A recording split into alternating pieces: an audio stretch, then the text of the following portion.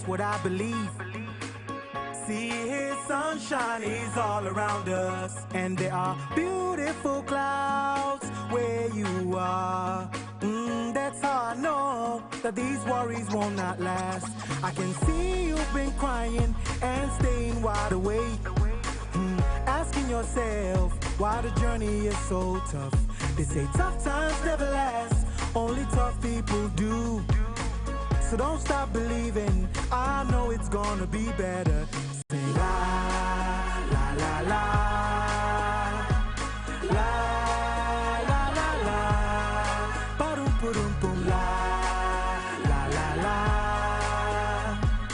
la, la, la, la, ba-dum. Can't be loved by everybody, it's impossible, you know. And trust me, it's okay, so let the toxic people go. Your peace within is more priceless than a pearl. You got to be happy, cause life's just way too short. Don't stress the little things, they will only waste your time. Just take it easy, easy like a nursery rhyme. And I'm singing, I know it's gonna be okay. So I wanna see you smile today. Hey, you just gotta be happy, man. Good days, bad days, it's all part of life. But you must keep the groove on and enjoy every single day. I'm sure you've had some happy days before. So what makes you think you can't have more? Keep on fighting and you'll see. You will soon see rainbows. Hey, come on! La, la, la, la. La, la, la, la. Ba-dum, ba-dum, boom. La, la, la, la. La, la, la, la. Ba-dum, ba-dum, boom. La, la, la, la. La, la, la, la. Ba-dum, ba-dum, boom. La, la, la, la. La, la, la, la. Beautiful clouds, where you are, where you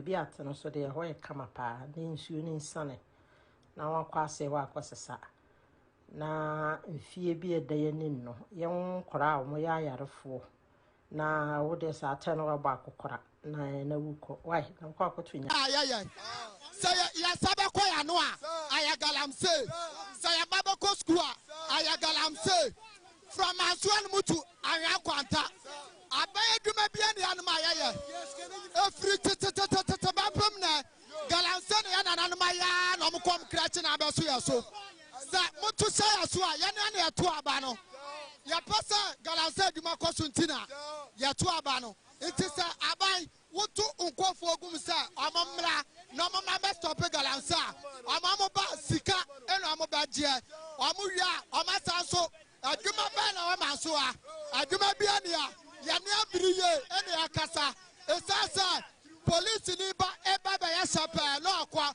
na ya ne adakom akwa busumi mienu nie hwa ebi ma nko school ebi ma enko school ya tete anu musema obi afri Accra Kasua asisa police case de aba ebi sisa asomade oba na so machine wantimi antu a watutu nyama no de kwa wasisa watiti lobed e de aba sa abai e na asomo na wachake machine ono ade ni po wo kwada akobusa na so a aso betu tuo national security near police phobia omo ba ya omo se afidie a esisi kromi ana omo befa ene so o befa sesei aban na blagala say obi anfa ne no mama fie be 3 weeks ni edi video be sisi fie edi se wo so wo befa pa de video no fie de e mam kwan edi e bobo obelia say video de ye mam mfa ba akokra anko edi e nyina ye pinche saa ana ye de video no e amam mfa anko edi e wa na ya police for no e sa o machi a o mede ko e say ne saa bre eni e won shoot de e kokọ so na ye se de si fie kwa de eni baba akoply na say ye de ko hospital to oni asisi a ye nyina anti ya hwe ade anti say video ni de ye no kro mpa ye si e bro 3 weeks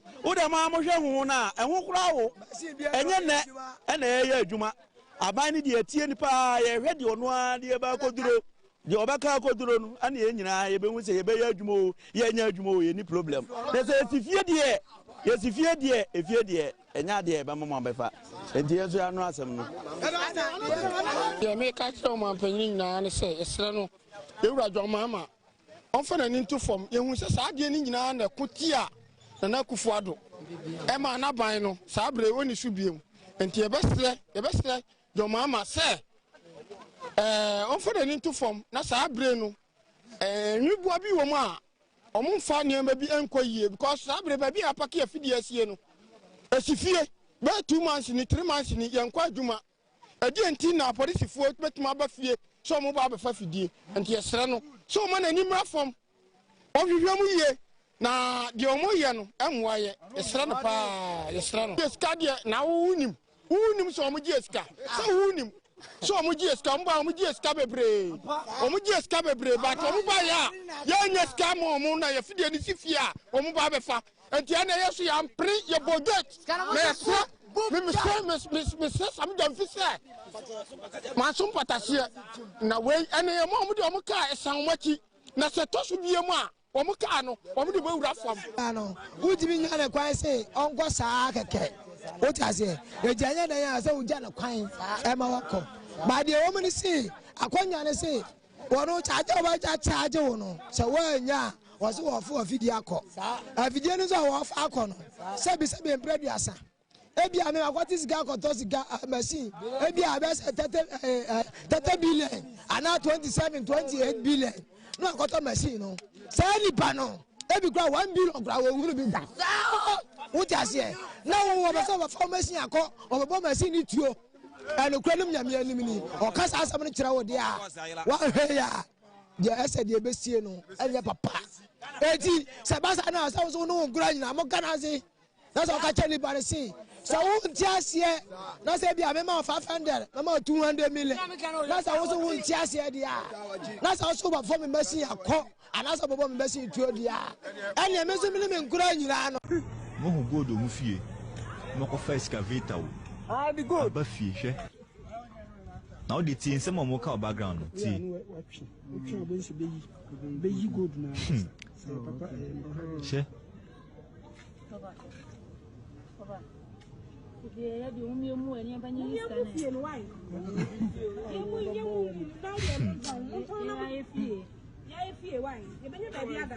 Yes, I see you baby ada. Omungu dining room. We may shop as a Kumasi. A Kumasi, I know cool for my asafu pe. She. And that's all your choir and as a gata. We say NPC or pass over a gata and as obey Obuku to quota. I shall only be okay, Ashtown. I had only be MP no. Obinu was or Kojinai. Okay. Hi. Hey, Charlie. Charlie, de Charlie. Did you bend the excavators? Can they replace it? The people who are doing this have declared war on the people of Ghana, period. They are not simply looking for gold. They've decided to completely decimate the Cobra River. And they don't care what happens to anybody else. I think this is one more reason why we have to put our money where our mouth is. And I hope I can bring the Minister of Finance, my good friend, here to understand that we need to mobilize all the security forces to stay here permanently because we are at war. The minister hinted at plans to expand the current 100-meter buffer zone along river banks to 1 kilometer. As you could see, almost every side of the river had been taken over by illegal miners. Makeshift accommodation, which means that thousands of people are still active, engaged in illegal mining. And what is sad is that you could see that they are basically mining close to the water and then basically discharging all those chemicals in the water, pumping it out and discharging it in. That's really the modus operandi. What was even shocking was that the Minerals Commission and the EPA somehow have also given licenses to some mining companies. I think effective immediately.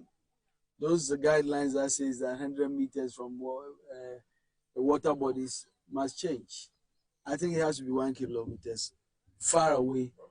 That is if there's a need to even give any concession at all. Captain Nana Kweku Owusu-Dome, who leads the National Anti-Illegal Mining Operations Secretariat. We need to actually come and establish a base here to hold the ground. It's like I would say, it's a matter of time. It's not a one-day thing. So with as time goes on, when we establish the base here, they will know that we have come to stay. So this is the Ankobra River. The minister is clear. It's either you stay out or you risk your life. There's not even fish in it. No, fish can survive poisonous water, and that is what you can see behind me. This were the only source of water in your hometown. How will you feel now? How will you feel? There's no way you can say that you want to fetch some and put it in your bucket and wait till you get maybe a clean water out of it. It's poisonous. From Pristia to Sangoma, where the Ankobra River stretches, is 190 kilometers. For the past 3.5 months, our main concentration has been on the land and then on the river. But I want to stress that our interest is on water bodies and forest reserve. We've done a lot of operation on the land, and we have shifted now on the river. What was meant to be an hour canoe ride on the Ankobra River turned into more than 2, a journey that revealed the scars of illegal mining deep on the Ankobra River. The Land and Natural Resource Minister Emmanuel Ama Kofi-Boah joined the Western Region Security Council on Thursday to inspect Galamsey activities at first hand along the Ankobra River. Instead of a clear water, the river flowed thick and milky brown Just minutes into the journey, the team encountered a Galamsey makeshift hub made of wooden and plastic structures known as Chinese Town. Now, a Galamsey hub carved out of what was once a cocoa farmland. Women and children were left behind as miners fled at the sight of the delegation. You see all this crowd right here. Nobody is planting any food. Everybody here is focused on destroying the water.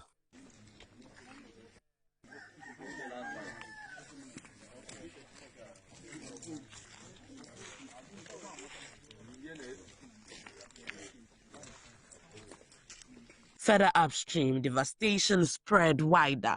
Hundreds of champans clogged the river.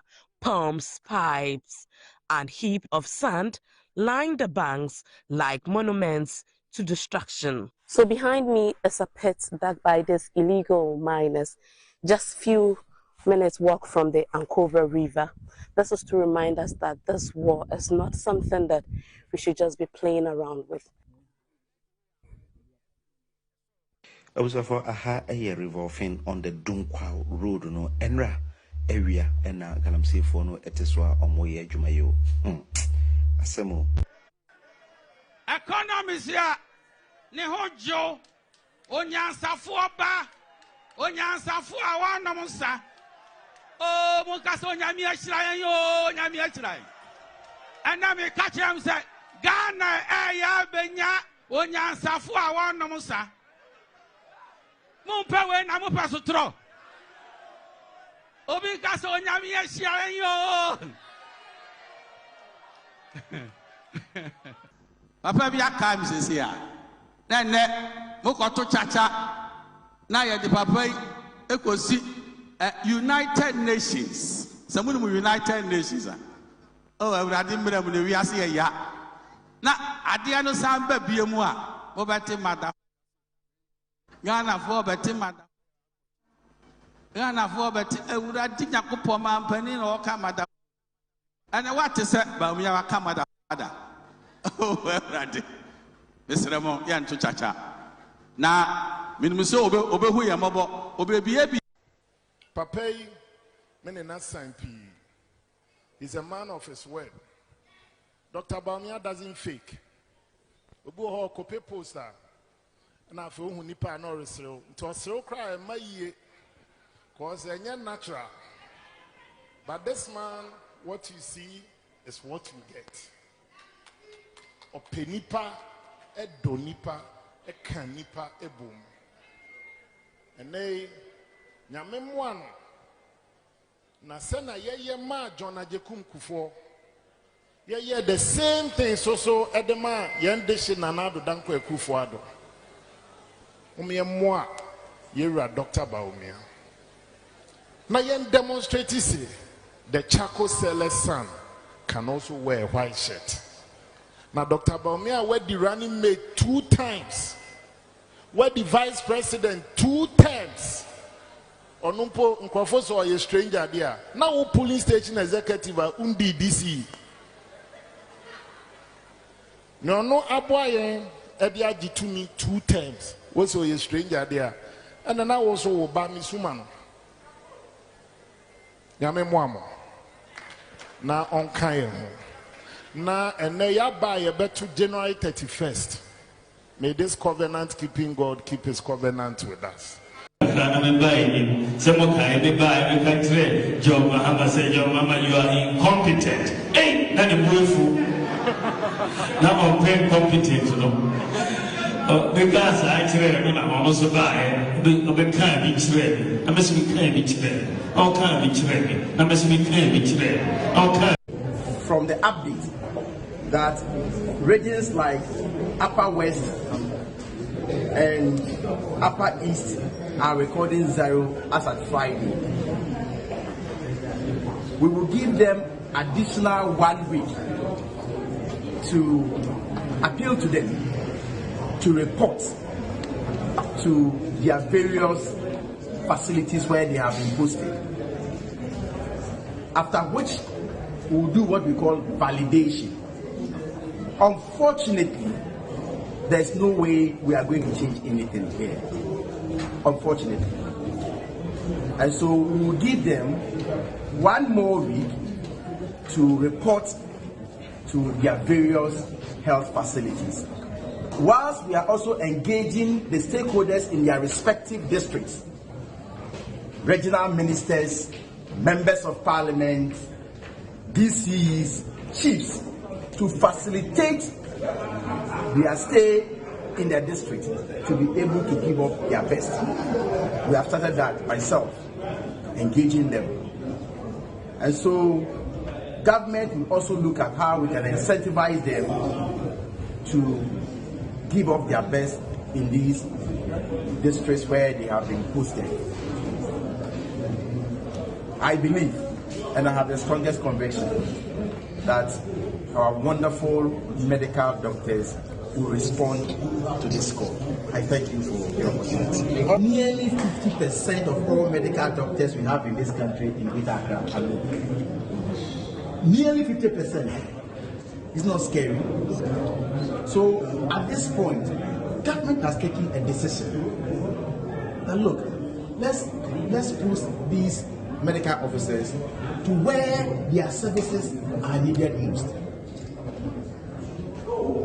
I don't need to say much because I know that they will respond to this call. The various facilities, the regional health directors have placed calls. We are going to follow it by electronic messages.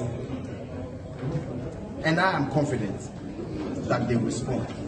I have personally engaged stakeholders to make provisions such as accommodation and other things I do not want to put out. Government is broke, The people are spending billions to go inside the government that is broke. Have you ever seen a minister who resigned because government is broke before? Government has no money. Have you ever seen a governor who said, ladies and gentlemen, when I was elected, I thought the government had money. Now I discover government has no money, I resign. Have you ever seen it? Government has no money, but they are bringing money out at election time. Where is that money coming from? So they are lying. What is happening is that there are 2 types of wicked people in government. Type 1, they eat current money. Any money they find in government, they will eat it. They are wicked about that one. There is type 2. Type 2, they eat current money and future money. They will say, my term will end next year. When I leave, how will I eat money? Let me borrow money now and borrow money of the future and eat it now.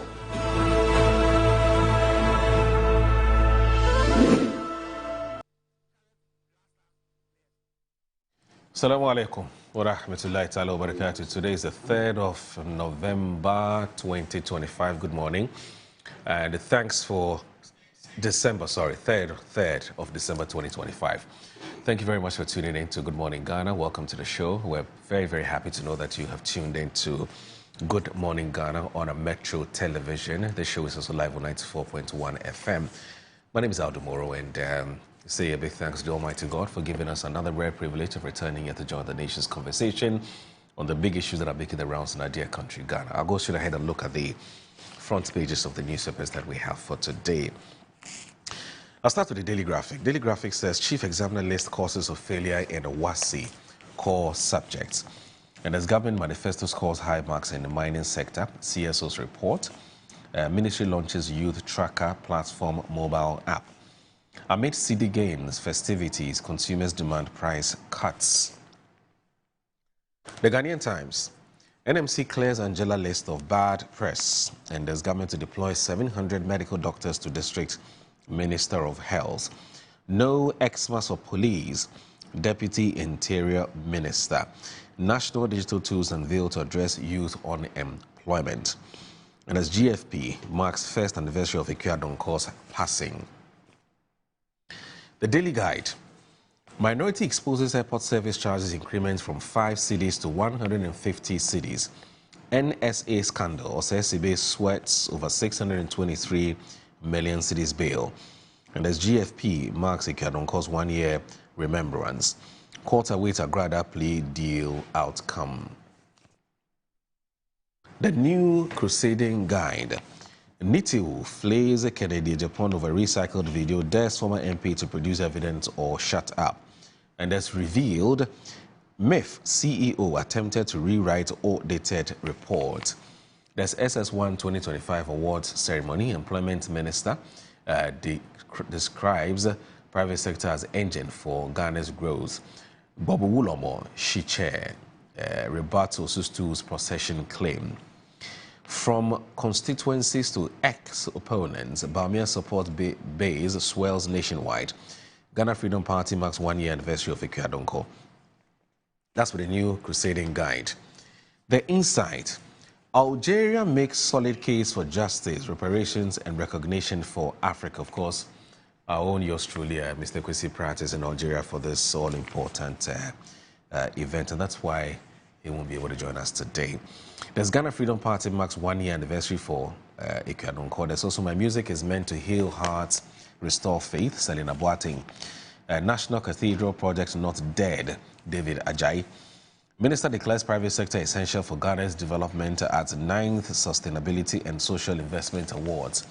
And there's Nene Tete Okumo IV remains Wechui of Dangmebiawe clan as a GARHC returns contenders to Adan. Hamas wants a ceasefire collapse as Israel continues to target its trapped fighters in Rafah. The Herald. Parliament's 8-year record exposes ex-health minister's lies about zipline funding as Ghana faces massive $52 million debt. Petition against OSP cites mismanaged 364 million cedis and others. Graduate unemployment now a national crisis, cries ex-Apex Bank MD, advocates entrepreneurial leadership at Semavo lectures. Bevlo Latte's wife's funeral fixed for Friday, 12 December. And Ghana Military Academy opens 2025-2026 enlistment. The publisher, or the Ghanaian publisher, NPP Grassroots United behind Bawumia ahead of next month's presidential primary. Experts warn Ghana of rising terror risk at CPS dialogue. Plot to malign former MIF executives uncovered. And NPP Grassroots United behind Bawumia ahead of next month's presidential primary. I think I've looked at that already. The Custodian. NITIU exposes Kennedy over recycled 2023 campaign video. Bawumia is MPP's best bet for 2028, Hanodompre, and as MPP presidential primary, Bawumia receives over 70% nationwide support. Ghana must prepare for emerging terrorist threats, and experts warn at CPS dialogue. Plot to smear ex-MIF managers exposed. Daily Post. Akando gives newly posted doctors 1 week to report to work, and as Ministry of Youth Development and Empowerment to launch Youth Tracker and the AG Tractive campaign to transform youth opportunities and drive agri-food innovation. Ghana Medical Trust Fund, that's Mahama Cares, delivers urgent aid to 2-year-old cancer patients. That's it for the papers that we have for today. Keep watching Good Morning Ghana on Metro Television. Now, just to give you an idea of the guests who are joining us this morning, check this one out. So that's Wanda Madilo. He's a communications team member of the NDC. He's also a development economist and also a very, very passionate youth activist as well, a former NUCS president. So you can understand that. And there's Alfred Thompson. He's also a communications team member of the MPP, a banker, a financial, a finance person, and also an economist. So it promises to be, as usual, very, very interesting conversation that we're going to have today.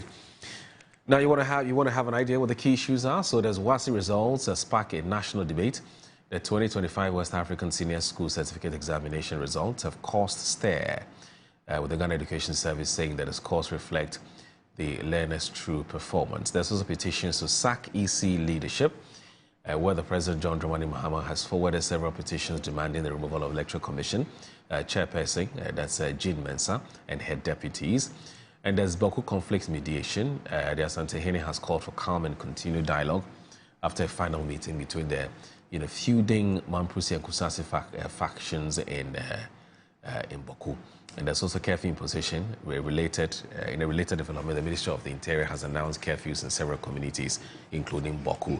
As well, so stay with us. This is Good Morning Ghana. Don't go anywhere. Let's find out what's on Metro TV Online.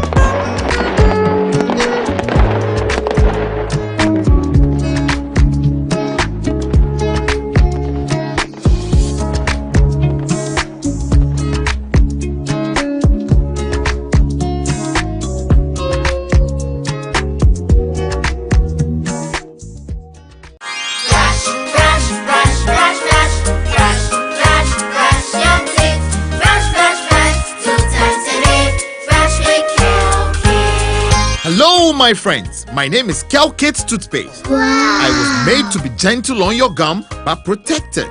I will protect your teeth from cavity, make your teeth whiter, stronger, keep your mouth fresh all day. And best of all, I'm strawberry flavored.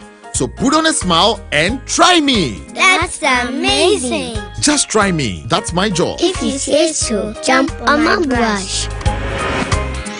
Makes your teeth stronger, chicky whiter, chicky stronger. Yay! You did it! I'm glad you like your new toothpaste. Don't forget to brush both day and night. Kelkits, happy smile.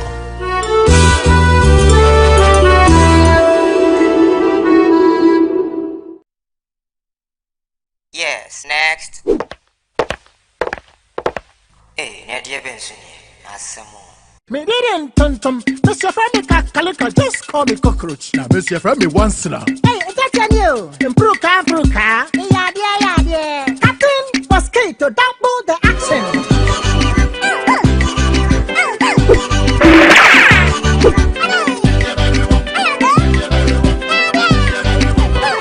Me did it, Sasso spray. Monsieur Femi Sasso quell. Yeah, go to my Sasso.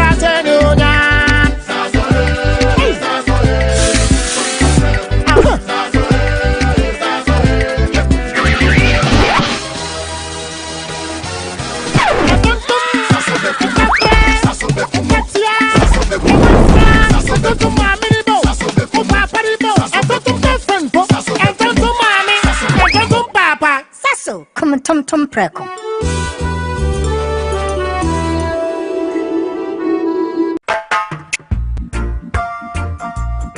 Andesaba, a woman body and came one moba. Oh, Jose, and I made the SMS.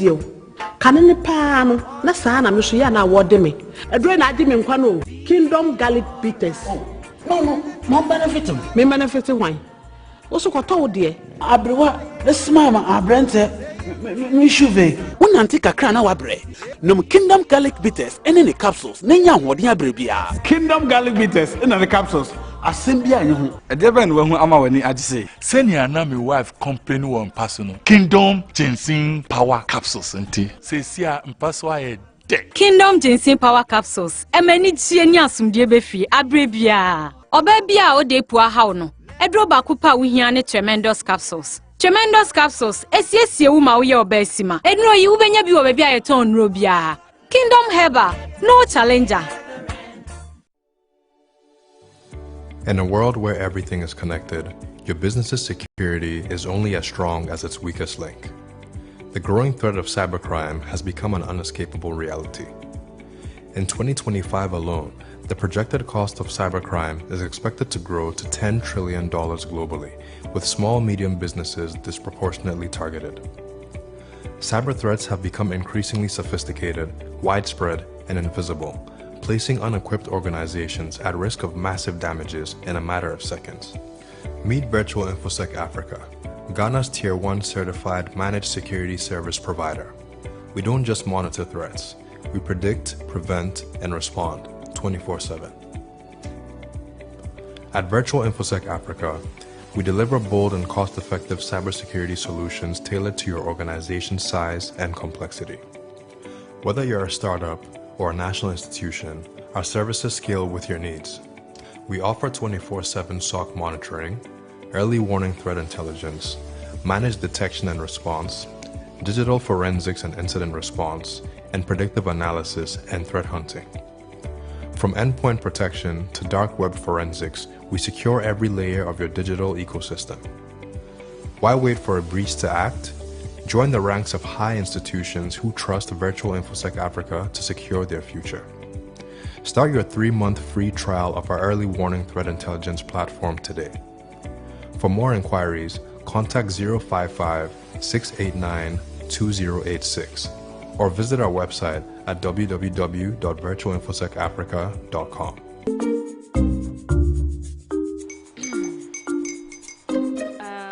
Kwame and his uncle are almost here. Wait a minute. This one too, your friend Kwame. Wait, Kwame. As in the same Kwame again? Yes, Mommy. The second coming. Into all this tension just to reintroduce that broke boy from Kaswa. Why would you deceive the family like this again? Now I understand the whole delay. Trot from Kaswa, dear. Why wouldn't he be late? Or being late, of course.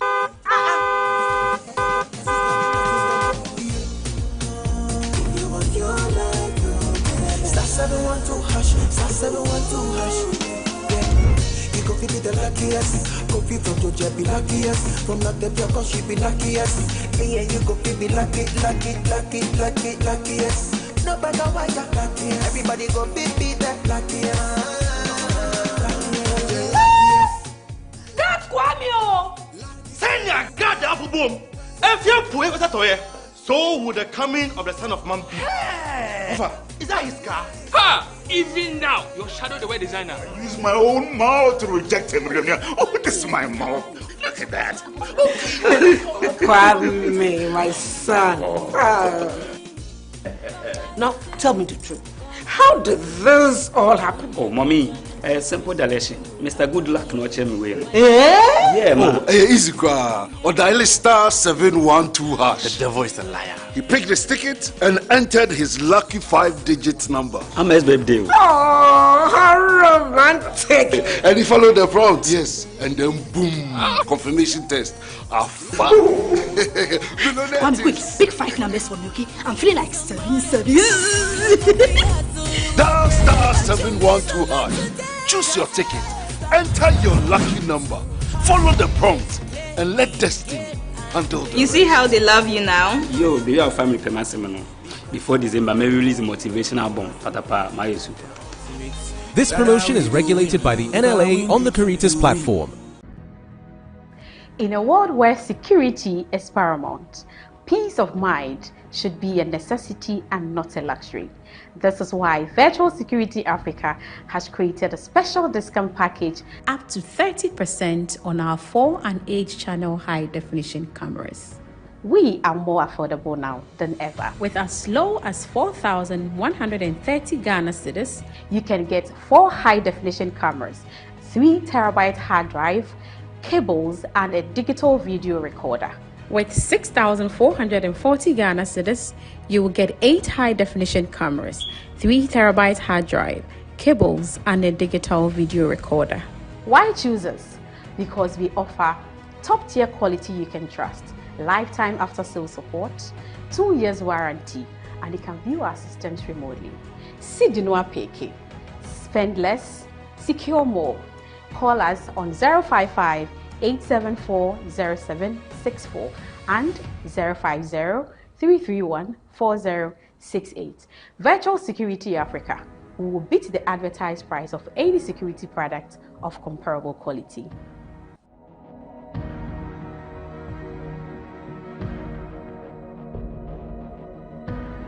The biggest biggest cultural explosion of the year is here. The Afro-Brazil-Ghana Festival 2025. December 12th and 13th at the Kwame Nkrumah Memorial Park and Mausoleum. It's coming alive with 2 unforgettable days of culture, food, fashion, and music. Enjoy electrifying performances from Vansi Gadam, Adam, Go Get 'Em Episode, Wiyala, Amanziba, Big Twins African Music, and Dance Ensemble. Simon from Burkina Faso, and representing Brazil, Aline Crew. This historic festival is organized by Big Twins African Music and Dance Ensemble in collaboration with the Embassy of the Federated Republic of Brazil in Accra, supported by Ministry of Tourism, Culture and Creative Arts, Ghana Tourism Authority. This Christmas, Cattle's Agri Limited is bringing you freshness, flavor, and festive joy straight to your home and office. Right here in Accra, Kumasi, Cape Coast, and Takrade. Cattle's Agri, your #1 poultry plug. Fresh birds, sweet eggs, delivered with love. Get ready for our juicy Midofopa package. You get 1 broiler, 1 layer, 2 crates of eggs, plus our special chicken spices. All for only 450 Ghana cedis. Midofopa, sweet value for you. Or go big with our Coco Bolobo package. That is 2 broilers, 2 layers, 2 crates of eggs, and chicken spices, just for 800 Ghana cedis. A Coco Bolobo.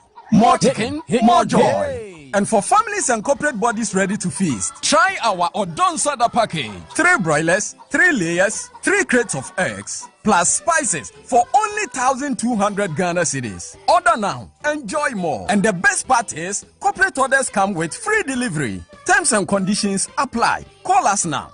0558 376127 or 0241 674268 or 020-331-5557. This Christmas, choose Cattle's Agri Limited. Cattle's Agri Limited. Freshness you can trust.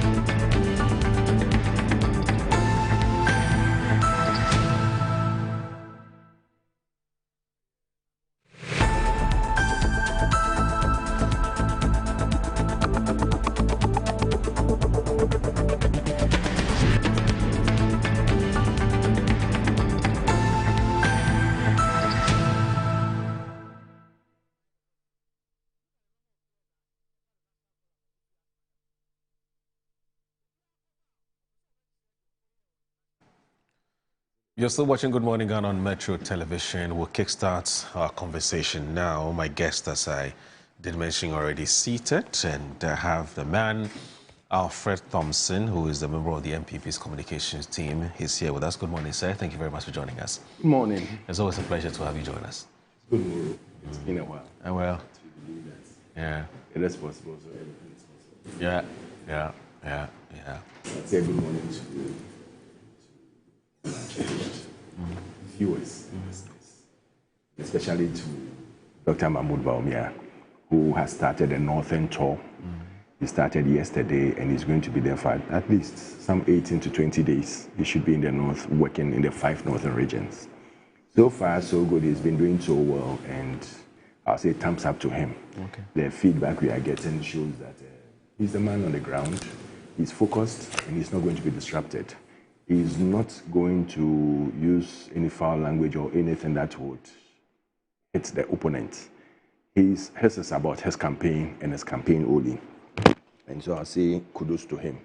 But while saying that, today at 11 o'clock, we have the relaunch of our MPP amended, our launch of the MPP amended manifesto, which was carried out some few months back at 11 o'clock at the Asanam Down headquarters. So all are invited. Okay. You can have a copy definitely when you come there. So you know the constitution, the amended things, the new constitution that we are using. Okay. So it's still the possibility campaign? Yeah. It hasn't changed? He has to sell himself to the delegates.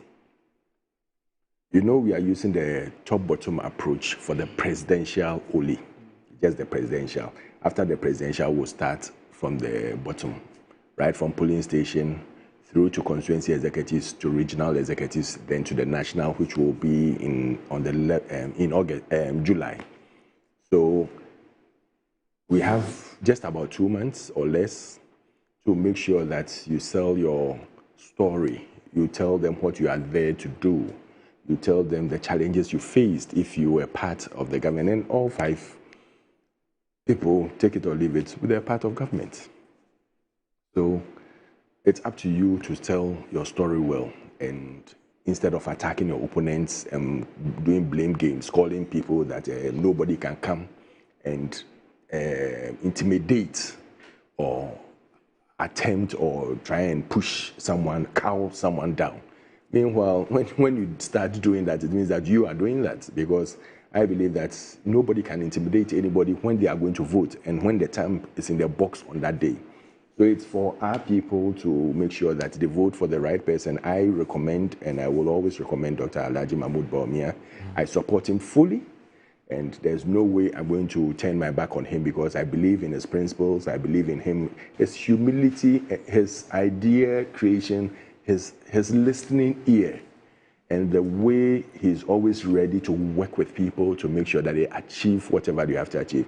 He has that way of, whatever you bring to him, let's share it together and let's think about it and see how best we can achieve results. And every time you realize that he's doing something, there are things people have brought to him that, listen, these are the challenges we are facing, these are the challenges we are facing, but he is always looking for the solutions to the challenges and making sure that we put things in the right direction.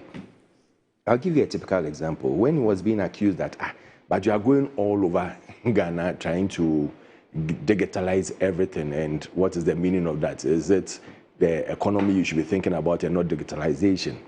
And one thing when we were chatting with him, he was saying was that, listen, we keep on year in, year out, and it's still happening. I mean, every government who comes will come and tell you that, oh, and these people were corrupt, these people have done A, B, C, D, E, F, G, H. But when you start putting measures in place, anybody you bring there, whatever they do can be corrected immediately before even a new person comes in. Because everything is digitalized. The interface, human interface is not there. That bribery and corruption is reduced.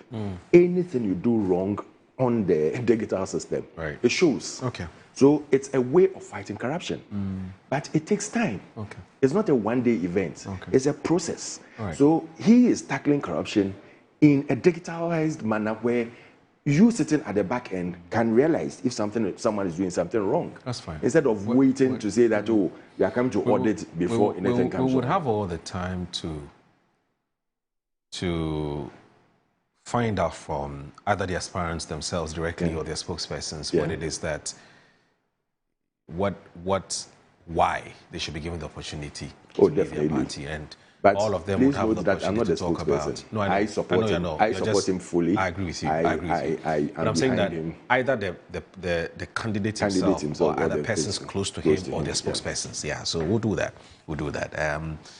But just before we get on to the more substantive issues for the day, I've heard some people say that perhaps, first of all, aren't you in breach of any party rules? I'm talking about party communicators who take sides as far as this presidential primaries is concerned. Oh, on official party media platforms. I'm not an executive of the party on the national level, even though, yes, I have my constituency and everything. So I don't believe that I'm breaking any rule. And I've heard Patrick. I mean, there are even MPs and things who are supporting a candidate. In fact, that's a good one. In fact, I've heard Patrick Yabuama, who was an MP for Kaikwe Central, who was saying that, look, he would have wished that the party clamps down on MPs who take sides. It's tough. It's tough.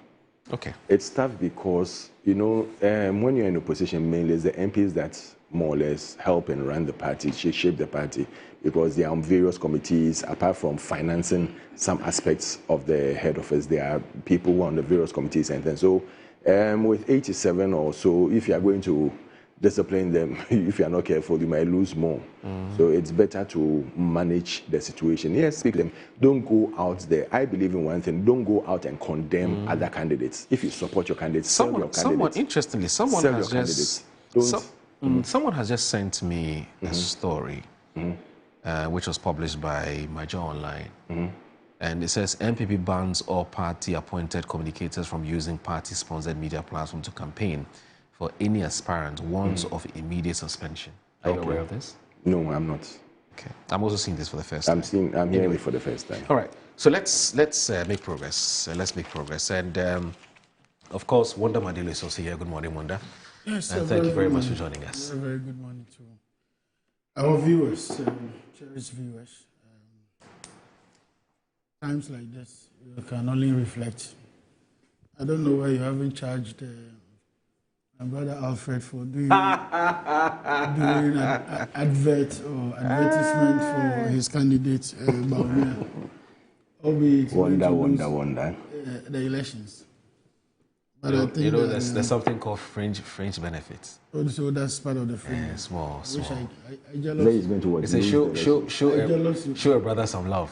I'm not the one saying he's going to lose the elections. Your own people said. You are saying it right now. I'm repeating what your people said. Are you our people? No, I'm giving voice to what your people said. You see, I just said something. When you are selling a candidate, focus on your candidate. Don't focus on other things. When you are coming here to talk, you can either say that, okay, Alfred, Dr. Baumia is good, or you don't support him. No, let him also. He's my brother. Fringe benefits. Like I saw here. Alfred was. Where you finish, you say my brother. Yes. You see, he's not listening. He's not listening to my advice. So that is why up to now, unfortunately, up to now they haven't appointed him, and it's sad because this man has really, he's really worked. No, Alfred. Let me tell you something. He's really worked for his party. At least, if not for anything at all, a board. But he hasn't complained.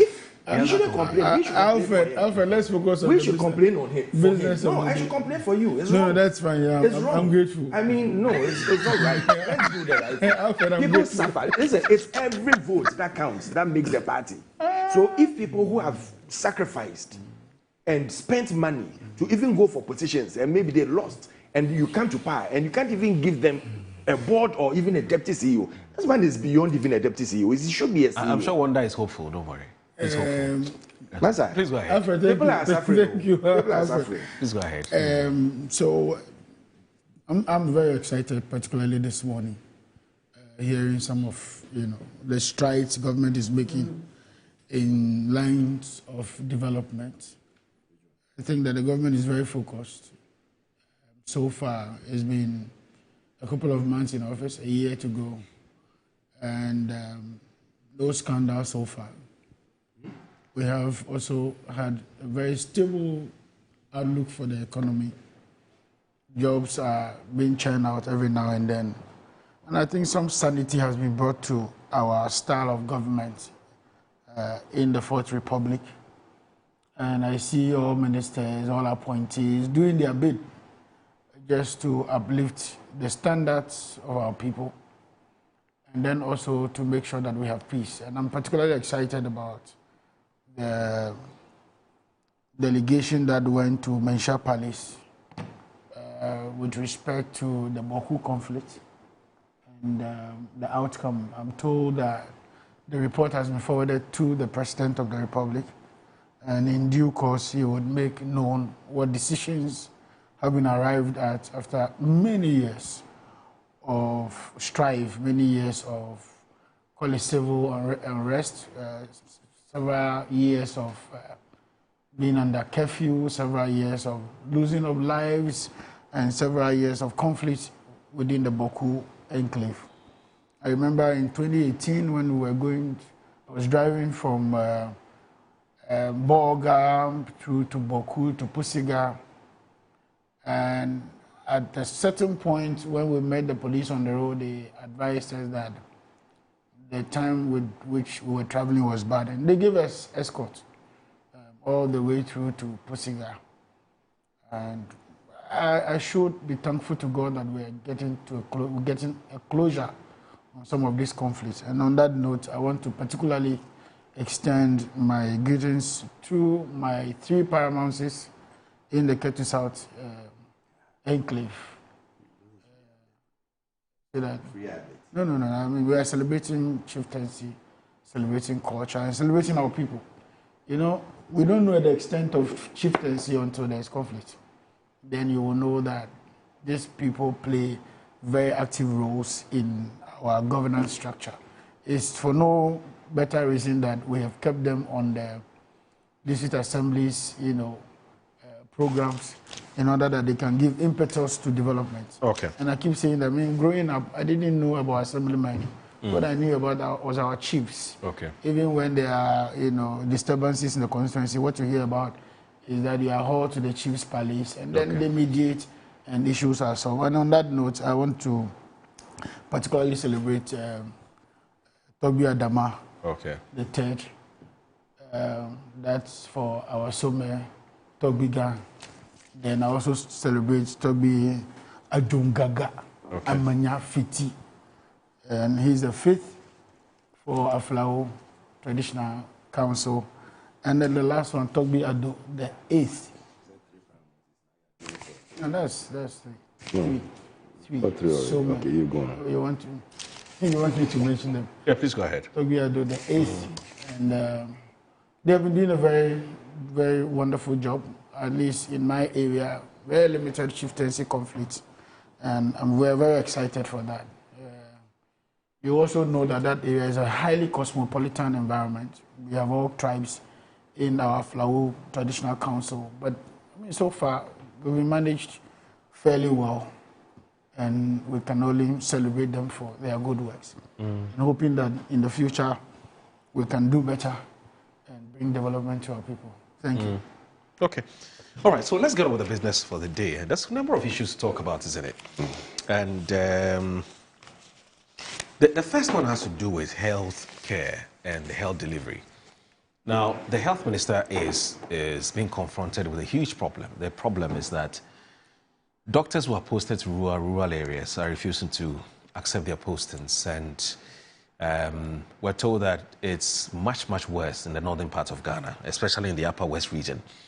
And there have been all kinds of reasons that have been given as to why doctors wouldn't want to go to the rural communities, especially the northern part of Ghana, to do their work or to serve the country.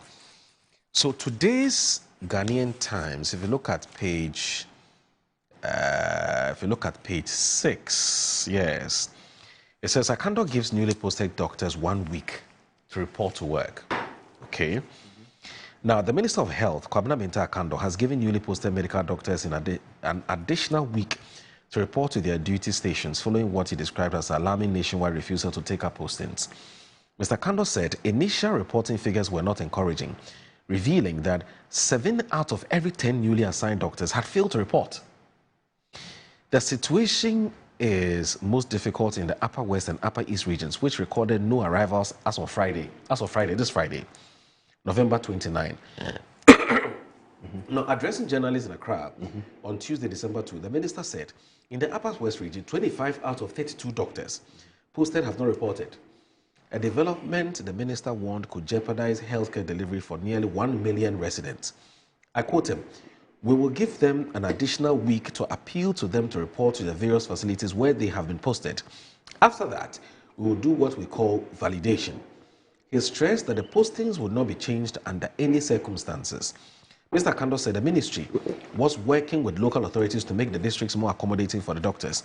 We are engaging stakeholders in their respective districts, regional ministers, members of parliament, DCEs, chiefs, to facilitate their stay so they can give their best, he said. He added that the government was also considering incentives to encourage compliance.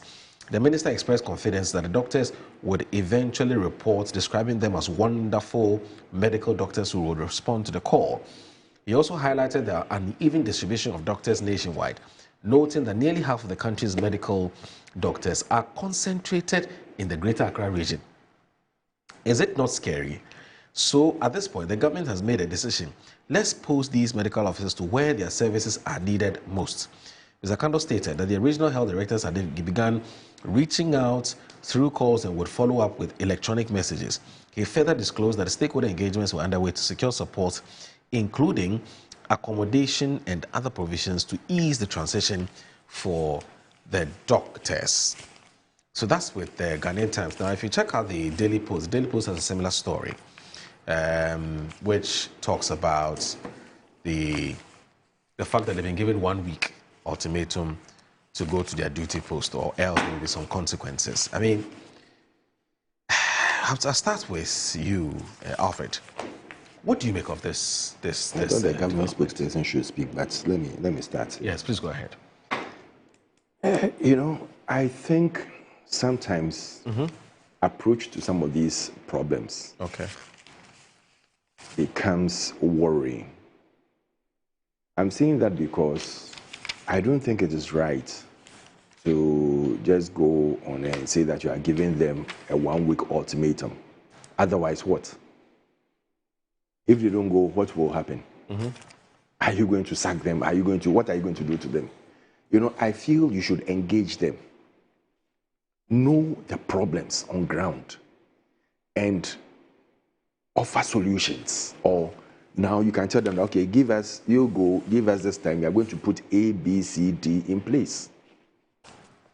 This type of threats being given across, if you don't do this, what do you call it? I'm giving you this time to do things by government officials, should cease. I don't think it's right.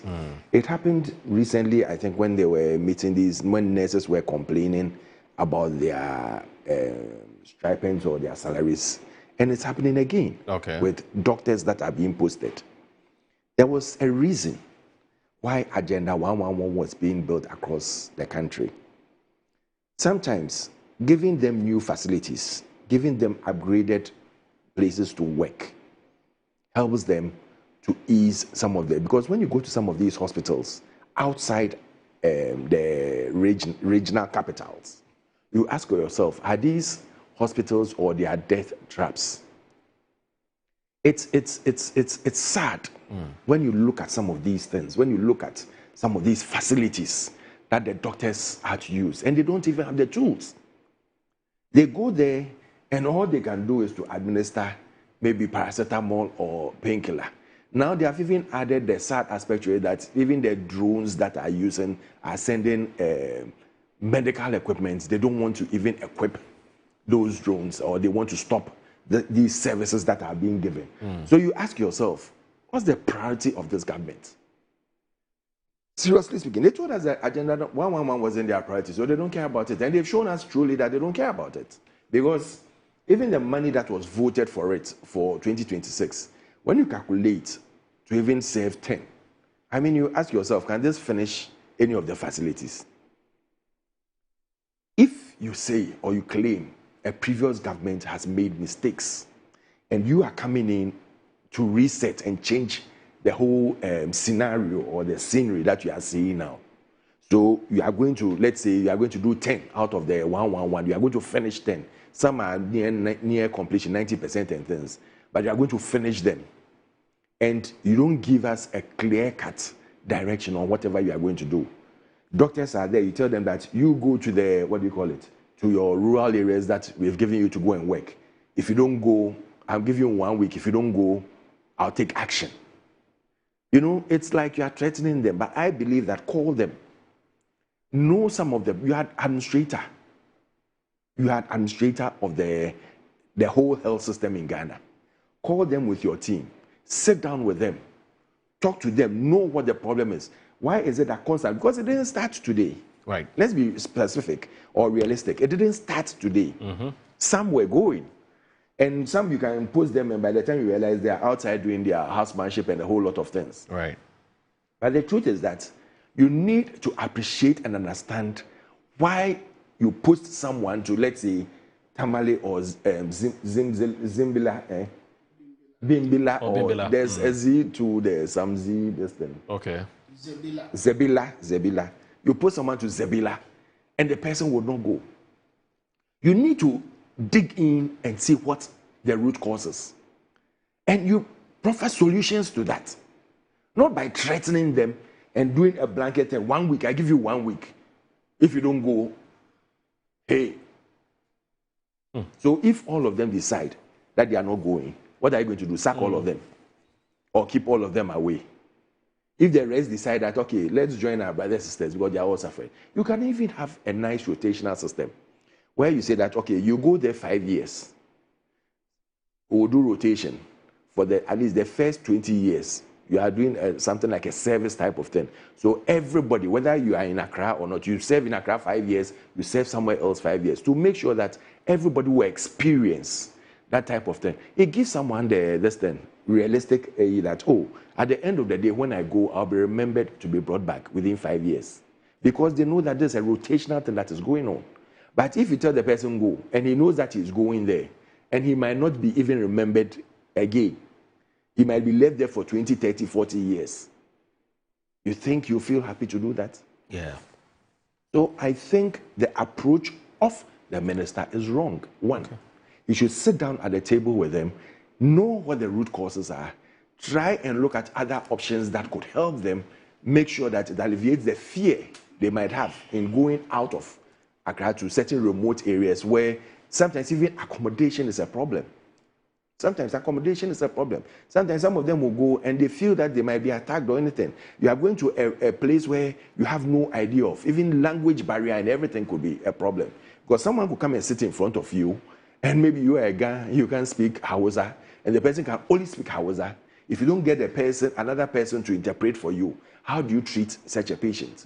All these are challenges that they might face. So sit down with them, appreciate the problem on the ground, and let us look for long-term solutions to some of these problems. Rather than having fight mafia or what do you call it, machoism type of fight, as if you, because you are there, so I mean, take it or leave it. I mean, if you are not going to go, I'm going to take action on you and everything. I don't think it helps the problems. Right. And it rather creates more problems for the nation than it solves. So let us immediately, some of these things happen. Let us try and see how we can we can dialogue. Yeah, right. We sit down with them rather than coming quickly to the media and telling them that, listen, this is what is happening, and I'm giving them time. If they don't they don't adhere to what I'm saying, I'm going to take action. I don't think it will help them, and I don't think it will help this country. But haven't policy makers, implementers, dialogued with these medical officers for far too long? I mean, it's not the first time this has happened. Yeah. I recall it must have been in 2019 or so, and the special advisor to the president at the time, Dr. Nsiasari, lamenting about the same thing. And he went to the extent of saying that, look, this dialogue has happened with these doctors for a very long time. So, but for some reason, in fact, he even went to the extent of saying that part of the problem we have today is because you politicians, when a doctor is posted somewhere, you then knock on the door of whoever you believe is a powerful person. Yes, and then you expect them to change the doctor from where they are. Okay, so then you put them in a very difficult situation because, again, because of the type of politics that we do. So the politicians themselves are to blame. And so when a doctor doesn't want to go for posting, oftentimes because they are hoping that somebody is working something out for them. Nobody wants to, apart from Kumasi, Cape Coast. No, Kumasi, Takoradi, and I believe Greater Accra. The rest of the regions, the doctors don't want to go there. Because they believe somebody can work something out for them to go to posting these are some of the things he's brought out. Political influence. Yes. How do we solve political influence? In fact, former President Nana Akufo-Addo must have been in 2022 or so at an induction of some doctors into the something. I recall all of these things. He lamented greatly about the same problem. So when Akano came into office from January to now, has he looked at the litany of problems that have been listed and the solutions that we need to proffer to make sure that it's solved before dealing with this situation rather than threatening them? These are the things we expect an administrator to do. Okay. The person in charge of the health facilities or the health system. Sit down, look at it. Oh, these are the things that people are lamenting on. One, what do you call it? Political influence. let the president issue a fiat. Right. That if a doctor is transferred and anybody comes in to negotiate or try and move the doctor from wherever he is to Accra or wherever it is, or interferes in the transfer or the postings of a person, these are the punishments. Okay. You might lose your job yourself. Okay. All right. So when you start putting some of these things in place, and it comes back to one thing. You see, everybody wants a conducive environment to work in. Okay. How conducive are the hospitals? Right. Because if you are giving me UGMC and someone is going to stay in, as I put it, a remote area, somewhere, even central region, there are some remote and cheap compound, you go and put a doctor there. And he doesn't have the tools and these facilities to use. Okay. But you see, I look. For how long? I get all of that. Facilities. Yes. Logistics. Yes. The convenience, and to some extent, the comfort of the medical doctor. Yeah. But when you swear a Hippocratic oath, do the doctors know what it actually means to swear a Hippocratic oath? Do the ministers know what it is to swear a Hippocratic oath? No, the ministers are not doctors. I'm not talking No, about but I'm talking about the ministers doctor. as well. Ministers too, before they get their positions, they swear. Oh no, those oath of office. Yes, I know. But what I'm trying to say so is they that, should also do what is right for the people. No, the discussion, the matter in issue, is about doctors, and that is why I'm stating at the beginning. I'm coming tomorrow. That is why at the beginning I stated that you don't threaten them from the beginning. No, I'm not. I don't have a problem with that argument you're making. That yes, you are not sure if it's the best way to get them to go to work. That's what I'm telling you, that is not the best That's way. fine. I don't have a problem with that opinion, but I'm just saying that the doctors know when you swear a Hippocratic oath, that wherever some they of them transfer know you and exactly. everything, they'll take It's you about go. saving lives. Yes. Okay. Yes. If saving lives does not mean say take When me, I just go, take me when anywhere. I go and I can also lose my life. But you've also heard the health minister saying that I acknowledge and appreciate the difficulties and the inconveniences that we put you through when we take you to some of these places. And so these are the raft of measures that were taking place to make sure that we make your life there comfortable. And yet you say they won't go. Meet the people. You have the list there. Meet them and talk to them. Okay. Plead with them. Listen, these are things. Yes, I know you took 7 years plus to get where you are, to get to where you've gone to or you've gotten to. All right. So I need you to do maybe a 5 years. That's why I said when they believe that there's a rotational system that will not keep them there for long. Right. And that one day they would also know that in 5 years' time I'm being moved to a good facility or to a facility that is better than where I was. So that someone who will come and experience the same thing I'm going through, they become more comfortable. But when they know, like the political influence, that I will be in Kolebu or I will be at UGMC or I'll be at what do you call it, Bank of Ghana Hospital. And in 10 years, in 5 years, I need to be moved. And someone will pick a call and say that you don't move this person. Yeah. So he's never moved. I also will not be happy to do this work. I'll also not be happy to sacrifice or do my national service. We need to speak the truth and come together and make sure that we put things in place. That is all they are asking for. So that they need to be happy because you remember the 3 doctors. There were 3 doctors that were traveling sometime, I think, from Kumasi to Accra, and they had an accident. Today they are not remembered. These were critical doctors at that time. That I think one of them was in a field that there was no other doctor who was practicing that. One of them was a younger doctor who went with them to also experience there. I think they went to do some work at Kofanochi or so, or somewhere out there. I recall. And they were coming. 3 of them, they died. Today, they are not remembered. Okay. So when people are sacrificing and they feel that, listen, my life is also at risk. Okay. And you are not minding me. And you are not calling me to the table so that we all come together and do it. It's a collective effort. And I get it. I get the point you're making. In fact, it may be a factor. I mean, I think your point you're making is really simple.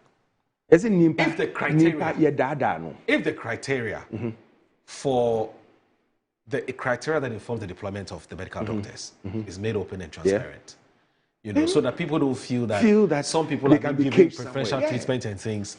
Maybe people will be more than happy to go and serve in these rural areas. I don't know about that, but anyway, let me bring in Wanda. But Wanda, sorry, before you come in, I have some good news for the two of you, and I also have some good news for our viewers. That's fine. You know, why are you going to America and $1 million project? You know, Alfred likes chicken a lot. Okay. Yes, he just that he likes it grilled. Grilled. And he likes chicken and guinea fowl.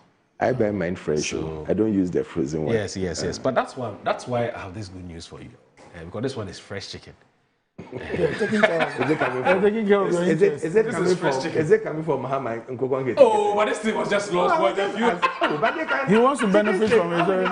It takes weeks. No way. He wants to benefit from it. It takes weeks. You are the one. I'm sure as we're talking, he's even applying. I'm telling you, he's already benefited from it. Oh, if you give me, I'll do. If you give me, I'll do and save people. So Christmas is around the corner, and when it comes to the meals that is often cooked during Christmas, I mean, you can't take chicken out. I mean, it's chicken and rice. It's almost all over the place. So the good news is that, Cactus Agri Limited has a fantastic Christmas package for our viewers who are watching us this minute. And of course, those who are not even watching us, please tell a friend to tell a friend that Cactus Agri Limited, and it's saying that Christmas has just gotten better with the Cactus Agri Limited. Now, your trusted poultry supplier is proudly serving Accra, Kumasi, Cape Coast, and Takoradi. Cactus Agri Limited says this festive season, enjoy more value, more freshness, and more goodness with the amazing Christmas poultry packages. Cactus Agri Limited. We are in Kumasi, Accra, Cape Coast, and Takoradi. For our corporate institutions, order your end of packages for your staff from us. Now, we have dressed and neatly packaged broilers and layers, fresh eggs. Call 055 8376 127. 055 837 6127. And the website is www.cactusagricom.com. Cactus. Now, the cactus is spelled C-A-R-T-U-S. C-A-R-T-U-S. And the Agricom is A-G-R-I-C-O-M. So cactusagricom.com. And I'll tell you what, it's free delivery. Free delivery to your work premises. For households, first grab the Medofopa package. Now, the Medofopa package is going for just 450 cedis. Now, with this, you get one broiler, one layer, 2 crates of eggs, plus delicious chicken spices to complete that holiday flavor. And then there's the Akoko Bolobo package. That's going for 800 Ghana cedis. Now, that's 2 layers, 2 broilers, 2 crates of eggs, and of course, chicken spices for the perfect Christmas feast. Now, you can also get more with the Odo and Sada package. That's going for 1,200. Odo and Sada. And that is Love Never Ends. Love Never Ends, yes. And that's the one Alfred tells me that he is going for. Is the I thought Sada. And he said you had good news for us. So, yeah, you get 3 layers, 3 broilers, and the 3 crates of eggs and tasty spices. Plenty for the whole family. So, don't wait. Place your Christmas order now and dial *899*22# or call 0558 376 127. 0558 376 127 or 0241 674 268 or 020 33 1557. So 020 33 1557.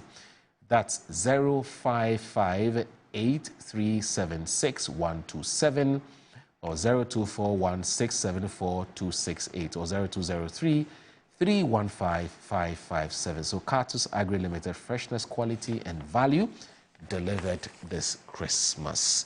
Wonder Madilo. Bringing the 3 of us packages to try and see. It's good news. It's good news. But maybe Wonder will bring the Akoko Kitty fresh.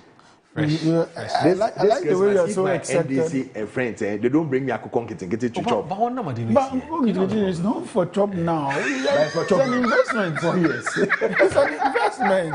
It's not for chop now.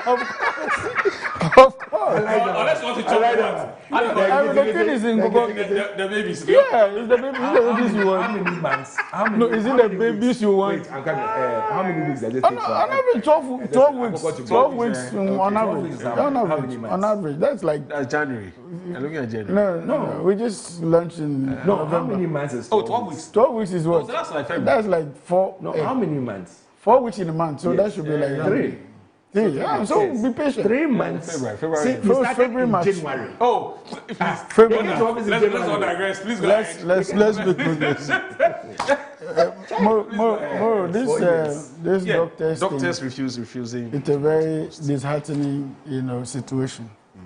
A lot of my friends call me disappointed medical doctor because I wanted to train as a medical doctor. But of course, poverty will not allow you to have some of those things. Of course. What will not allow you? Poverty? Yeah, of course. Okay, so it's good that SHS came in. Of course, I was a science student and I read physics, chemistry, biology. And I elective maths in Presec Legon. Okay. And so when I hear about doctors and their challenges, I have a personal opinion on the matter. The world, the UN puts doctor to patient ratio standard at 1 to 1,000. Unfortunately, in the developing countries like Ghana, we are doing 1 to 4,545. So one doctor is expected to take care of 4,545 people. That's a very wide gap. Even if you were taking care of, there are only 360 days in a year. So even if you were even doing 5 people in a day, you still will not be able to meet that 45,000 people. And so there's a huge gap of the need for doctors vis-a-vis our health needs, our outpatient records. And therefore, it's in the interest of both government and the trainee doctors, including those who have specialized, to do us a favor and stay within the confines of this country and deliver their services. Unfortunately, there's always a disconnect between what government does for them, whether they appreciate it or they give up their best in that same regard. You know that in this country, doctors enjoy some fringe benefits. We can't say that for that reason they should be punished. But they do enjoy some fringe benefit that you and I don't have. For instance, they enjoy tax and duty waivers at the port. You and I don't have that luxury. You and I don't have that luxury. It's not been taken off. You took it off and you brought it back. Taken off. You took it off. Stop this. Ask them. You were talking, I was very silent. I was very silent. There has not been any record of anybody taking that away from the doctors and the lecturers. If you have, you can prove it here. And so they enjoy some of those benefits.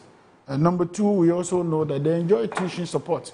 The government of Ghana at the tertiary level tries to support, medical doctors in terms of tuition. You pay for the other things, the residential facility user and all that. But largely for tuition, is supported by government. And that's why when they decide to go to countries like Ukraine, like Russia, like Israel, like Cuba to go and train, they pay so much. On average, in Ghana, if you go to any of our schools, the medical doctors who are training within our confines are paying far lesser than what their counterparts pay when they travel outside of this country. And so you will expect that some what word would be appropriate? Some reciprocity is brought to bear. Reciprocity. Yeah, is brought to bear on some of these issues. We also know that accommodation while in school is also highly subsidized for them. We also know that during their housemanship, which is now 2 years, it used to be 1 year. Housemanship, which is basically your apprenticeship, call it. It's no longer street lecture environment, but on the field where you are trained to become a junior doctor, which is 2 years. Within those periods, they have a lot of support from the government and from their seniors who are already at post in those areas. And so governments tend to assure them of a ready job by the time they are finishing school. It's not the same with many other sectors of the economy. You finish and you have to look for your own job in order to fend for yourself and for your family. But these doctors does enjoy some of those support. Then also there's also post doctoral training, which is the specialist training. And you know that Ghana established what we call the Ghana College of Physicians and Surgeons. Right. That is what is responsible for training doctors after their call or credentialing. And so there are systemic support for doctors. we do understand that there are challenges within the sector, and government will have to do something about that going forward. Okay. But we want some reciprocal support in those areas. Okay. Now, before you go ahead with that, let me beg of you. We need to take a short break. Just a very short one, less than 1 minute. You're watching Good Morning Ghana on Metro Television. Please stay with us.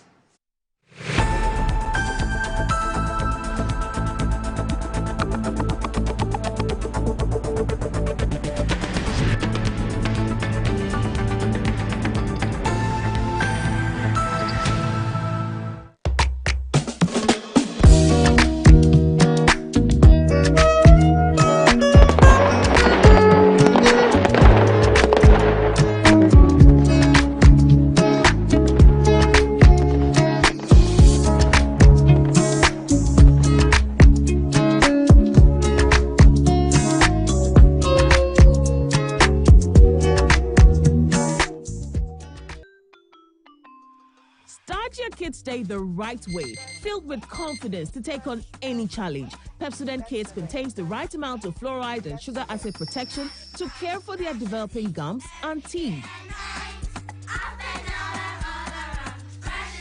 Grab either orange or strawberry so they brush with the sweet flavor they love morning and evening. Pepsodent Kids, giving your children a bright smile for a brighter future. Sometimes the unexpected happens and the hero falls down in his own story. But he needs not stay down for long. Cosmopolitan Health Insurance is your trusted health partner. Whether an individual building a business, with Cosmopolitan Health Insurance, your medical care is our concern. For the best health insurance solutions for corporate institutions, groups and associations, families and individuals, choose Cosmopolitan Health Insurance from our over 700 accredited health service providers. 540-668 or 0501-678-547 for all your health insurance solutions. Cosmopolitan Health Insurance, your medical care is our concern. I'm a branch manager. Of course, I accept only quality and affordable printed souvenirs for my promotional campaigns. I'm the head of academic affairs of a very important institution in Ghana.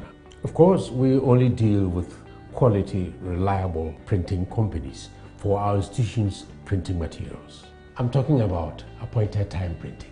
Appointed Time Printings. We take pride in our extensive print scope that transform your ideas into captivating visual masterpieces. We delve into the core objectives and vision of each print project. Precision printing is at the heart of our printing process as we meet your tight deadlines. Our rigorous inspection, color verification, and overall printing excellence are assured. 20 years of printing excellence. It's always a pleasure working with you to create a vibrant, dazzling printing experience that gives you a masterpiece. Appointed Time Printing, your world of quality and affordable printing. Ama, nansi mi jeno wo bin enko ye kwao. Ama ma ye bohu se kontomra akija. Nansi me hu se me nyo basi makura.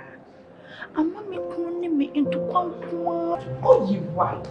And you mo give us JC mixture. And then the capsules are your boom and want some namokana. A bois and ma and a memenina. Nema ba ye obesima. Na bear must why ye bear messima. Ya, where the bois I'm a neck giant sour the shelly bottom. No when you yan and into sessing you or you chop one.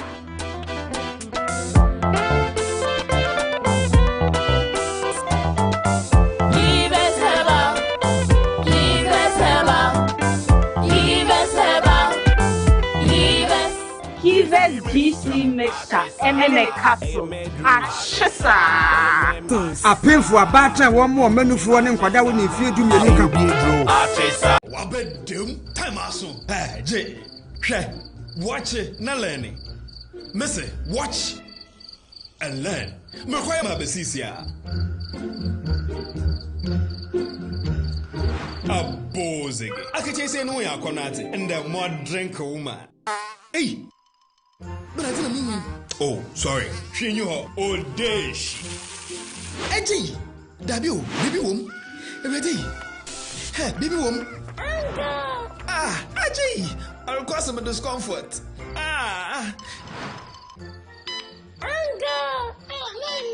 Sorry, well, uncle, where would the dad? Why your funeral? Say a Pesori insecticide GB at a user. Co pharmacy in a shop biamu. Na mum say a pharmacy supermarket and a shop ra. Na repedudu to a cotonwa. On for Royal Dutch and our Aerofield Trading. Effie spray with Daimwa. Chase.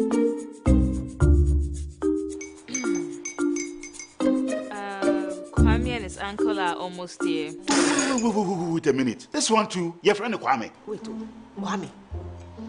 As in the same Kwame again? Yes, Mommy. I'm the second coming. Into all this tension just to reintroduce that broke boy from Kaswa. Why would you deceive the family like this again? Now I understand the whole delay. Troll from Kaswa. Why wouldn't he be late? Or be later? Of course.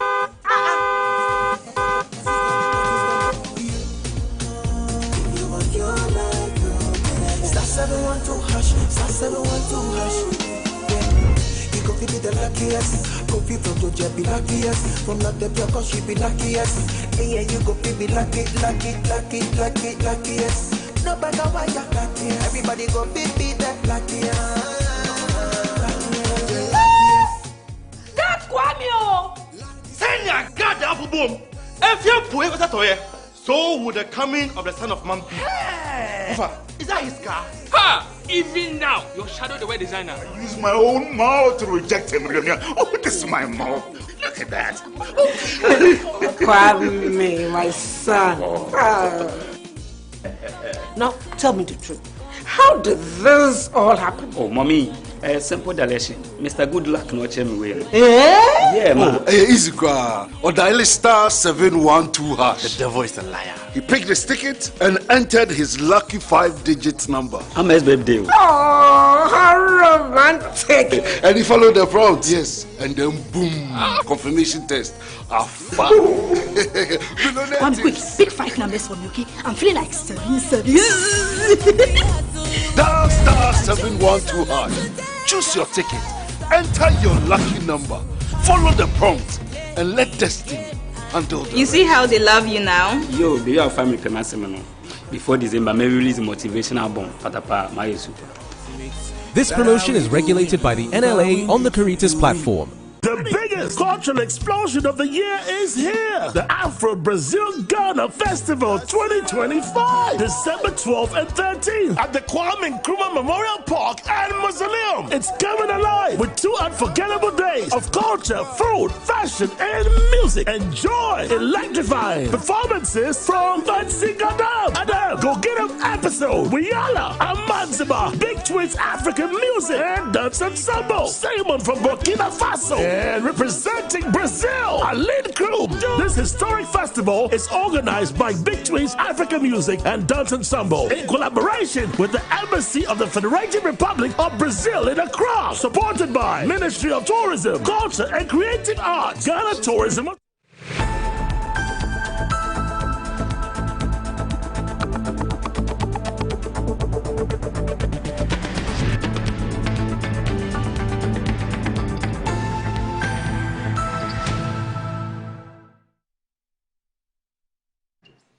All right, you're watching Good Morning Ghana on Metro Television. The show is live on 94.1 FM. I keep telling you that the kinds of conversations that we have off air, you don't want to know.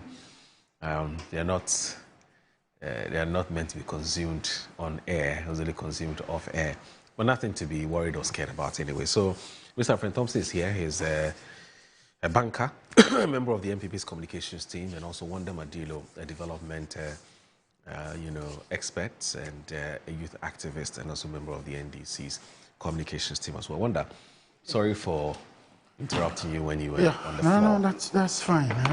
So the bit about doctors and their challenges, it's been with us for years. I'm only surprised that we haven't, as a people, as a government, throughout all the phases of this whole challenge, not tackled it head on. And I've always proposed that, one, the funding of doctors should not be limited to GOG alone. We need to start recruiting from the district assemblies or the municipal assemblies. Right.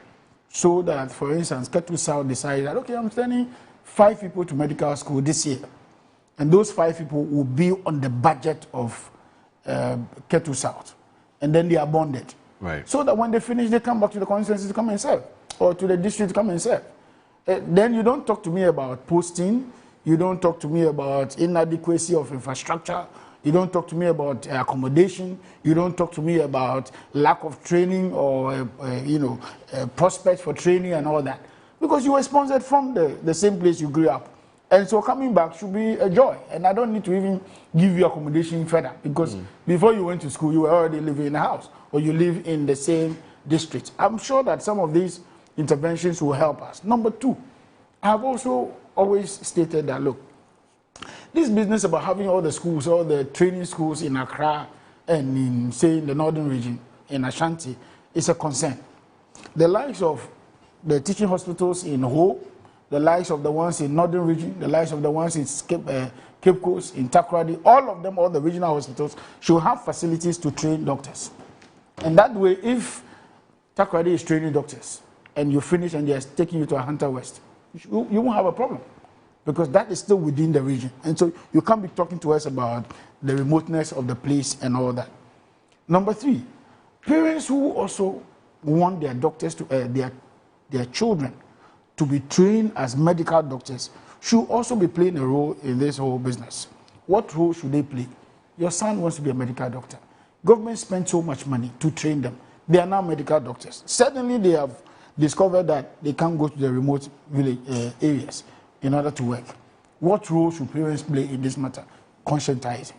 Sometimes you grow our children in an environment that is so elite that they don't even know the other side of town. And we as parents don't even want them to know the other side of town. Sometimes I take the pain to carry my kids in the car, just me and them. And we'll drive all the way to the Volta region. And then I keep showing them. So, oh, Daddy, why is this place so? And I tell them, well, you are in Accra thinking that this place is bad, right? But I'm telling you that this is where I grew up. And where I grew up is what has brought you today to an elite environment. And therefore, you must learn to appreciate what is happening in some of those places. Number 2, our boarding systems have also failed us. For instance, if you went to school in, say, in Jelukofe, or say in a flower, in a boarding environment, and you became a medical doctor, and I'm posting you back to such an environment, you won't have complaints because at least there won't be cultural shock. There won't be that disparity with the fact that, oh, I've never lived in that region, I've never been there, what am I going to do there and all that. So some of the things are systemic issues that we have to deal with going forward. The last one that burdens my heart is that most of our district hospitals, most of our regional hospitals make no provision for accommodation in its entirety. How are we able to do it in the tertiary institutions like the University of Ghana, the UPSs, the KNUSTs and all? They all make arrangements for accommodation. How do they do it? Public-private partnership. So you get a private developer who comes to your place, give them the land, they develop, and then deductions are made directly from the salaries of the people who occupy some of those places. A typical example, I have one flat unit, a very mini estate that was built some time ago by Ronnie's for taking care of nurses in my own district, in Ketu South. When I look at the building from a distance, I'm very ashamed because it has become very deteriorated. And this is a 2-story building with several units of flats that could have been taken care of. Renovations, constant renovations of the place and getting the place nice. It used to be in a proper compound, very organized. Today, you look at the place, it's so, I can't use any word to describe it. So our culture as a people is also costing us so much pain. And we need to work on that. The last thing I want to talk about, and I've heard, today I don't want to do politics, so I've heard Alfred talk a lot about how that we're not investing, we shouldn't threaten the doctors, and nobody's threatening doctors. The minister in the position of policy and in the position of direction to the Ghana Health Service is stating clearly that we are not going to change your place of posting. We have invested so much in you. For instance, in the Upper West region that you mentioned, 32 doctors were posted, only 25 reported. So about, and that's the best so far. And there are some regions 0. I was going to say that. Yeah, that's the best so far. 7 to 3. Yeah, that's the best so far we have had. You understand? Many of the regions, about 2 regions, which the name just escaped me, nobody reported at all. And that's a worrying concern. And we need to let them know that this state is bigger than their personal interests. I know some of them will do this and then run out of the country and say they are going abroad because there's better living standards and all that. We need to get to a point where people must appreciate that when government invests in your upbringing, invest in your training, invest in your modeling, you must give back to society. Nobody's asking doctors to come and serve under conditions deplorable. If you go to the various districts that you were posted to, I know that one of the directives to the regional ministers, to the district chief executives and the municipal chief executives is that they should collaborate with these hospitals so that when postings are made, provisions are made for those who are coming to the place in order to get good accommodation and all that. It will shock you to know that the failure of some of these things is not only the district assembly, and it's not only even the regions. The doctors have blatantly refused to go to some of these locations. Not only doctors, we are talking about nurses as well. Even pharmacy attendants are also refusing posting and all that. Teachers are refusing posting and all that. And the accommodation deficit is the reason they all cite. But even in places where there's availability of accommodation, they still don't want to go to some of those areas. And so I think it's a holistic thing we should be looking at. That's why we should be wasting. And he talked about the drone business. Listen, the drone business was costing Ghana 170 million yearly. If you compute that for the 7 years that was implemented, if that was paid on average for all the years, you are talking about 1.2 billion Ghana cedis. Agenda 111, okay, that they sought to build was only 70 million Ghana cedis for on average for each of them. That would have built for us about 18 or so, if I'm not mistaken with my maths. 18 of the Agenda 111 would have been completed. And why am I talking about Agenda 111 completed? Because in the Agenda 111 program lineup and the structure, there is a 2-bedroom unit, 4 of them, and there's another 3-bedroom unit, 4 of them, which make 8. And those are provisions were made for the medical doctors and the senior medical director in the place, and then maybe the matrons and all that. But you didn't do any of this. And you are out of government here discussing accommodation, and all you can say is that we've stopped the drone system and all that. That was a waste on the public purse. It was also an embarrassment for us as a country that for a government to have detected that there was a gap of how medicines are transported from the main warehouses to those remote areas, and now that emergencies needed to be taken care of. And the emergency approach at the time was to use the drones, and never after that sought to resolve the long-term issue of bringing the drugs to the doorsteps of the hospitals, especially in the districts. I think that was an affront to our conscience and our as development people in this country. We need to have a holistic approach. And I have always said that one of the challenges that government faces is that we face some of these challenges head on nationally. Okay. But we don't have the system to do a national program. If I was government, and this is my personal position, I'll be advising that let's do a pilot of the main regions, Greater Accra, Ashanti, Volta, maybe Western. Resolve the challenges there, then we go to the next region, then we go to the next region, then we go to the next region. In that way, it doesn't even put fiscal constraint on our budget, and taking care of some of those challenges. So indeed, we do appreciate that there are issues. Indeed, we are appealing to the doctors and all the other health professionals that have been posted to take up this. And it's not going to be forever. They're only there for now for 2 years for their training period. And then when they get their credentialing or their certificates of professional competence to practice in the country. Some other postings are done. Yes. Are you done? Yeah, I think. Now, speaking about Zipline, the Herald today has a very interesting angle. I was going to the talk about respond to him on the Zipline. It's sad. Now, it says that it says that fresh scrutiny is increasing over the Akufo-Addo government's controversial drone medical delivery deal with Zipline, with new details showing that the then Minister of Health, Kwaku Agyeman-Mensah, lied to Parliament, when, by claiming that the state would not spend a dime on the emergency health delivery service across the country. And it says information obtained from the 2018 Parliamentary Hansard reveals that Mr. Agyeman-Mensah's assertion is in sharp contrast to the revelation that the Akufo-Addo government left behind tens of millions of dollars in debt owed to Zipline. Now, he mentioned the telecommunication giant MTN, Tullow Oil, and the Ghana National Petroleum Corporation as the funders of the medical deliveries. However, Senior Minister of Health sources have told the Herald that the state currently owes Zipline an estimated $52 million, while others within the sector have cited an outstanding liability of 174 million cedis. Now, the ballooning debt has reportedly forced Zipline to shut down 3 of its operational centers, raising fears about the continuity of emergency drone deliveries, particularly to remote health facilities. Now, the controversy traces back to December 3, 2018, when Parliament debated a service agreement between the government of Ghana, represented by the Ministry of Health, and Fly Zipline Ghana Limited for the delivery of emergency health and blood products to the public health facility.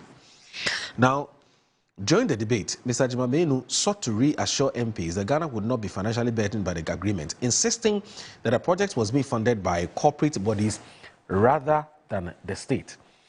Mr. Speaker, corporate bodies would fund this project. Those that we have approached have given us indication that they would want to support us fly these drones.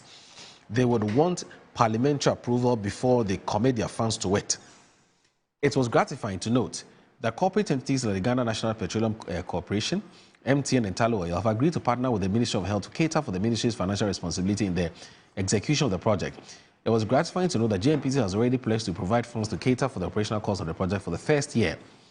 Interestingly, the United States government yesterday, 2nd December 2025, made a commitment of up to $150 million to Zipline International Incorporated to expand access to life-saving medical supplies, including blood vaccines and essential medicines, to as many as 15,000 health facilities across Cote d'Ivoire, Ghana, Kenya, Nigeria, and Rwanda.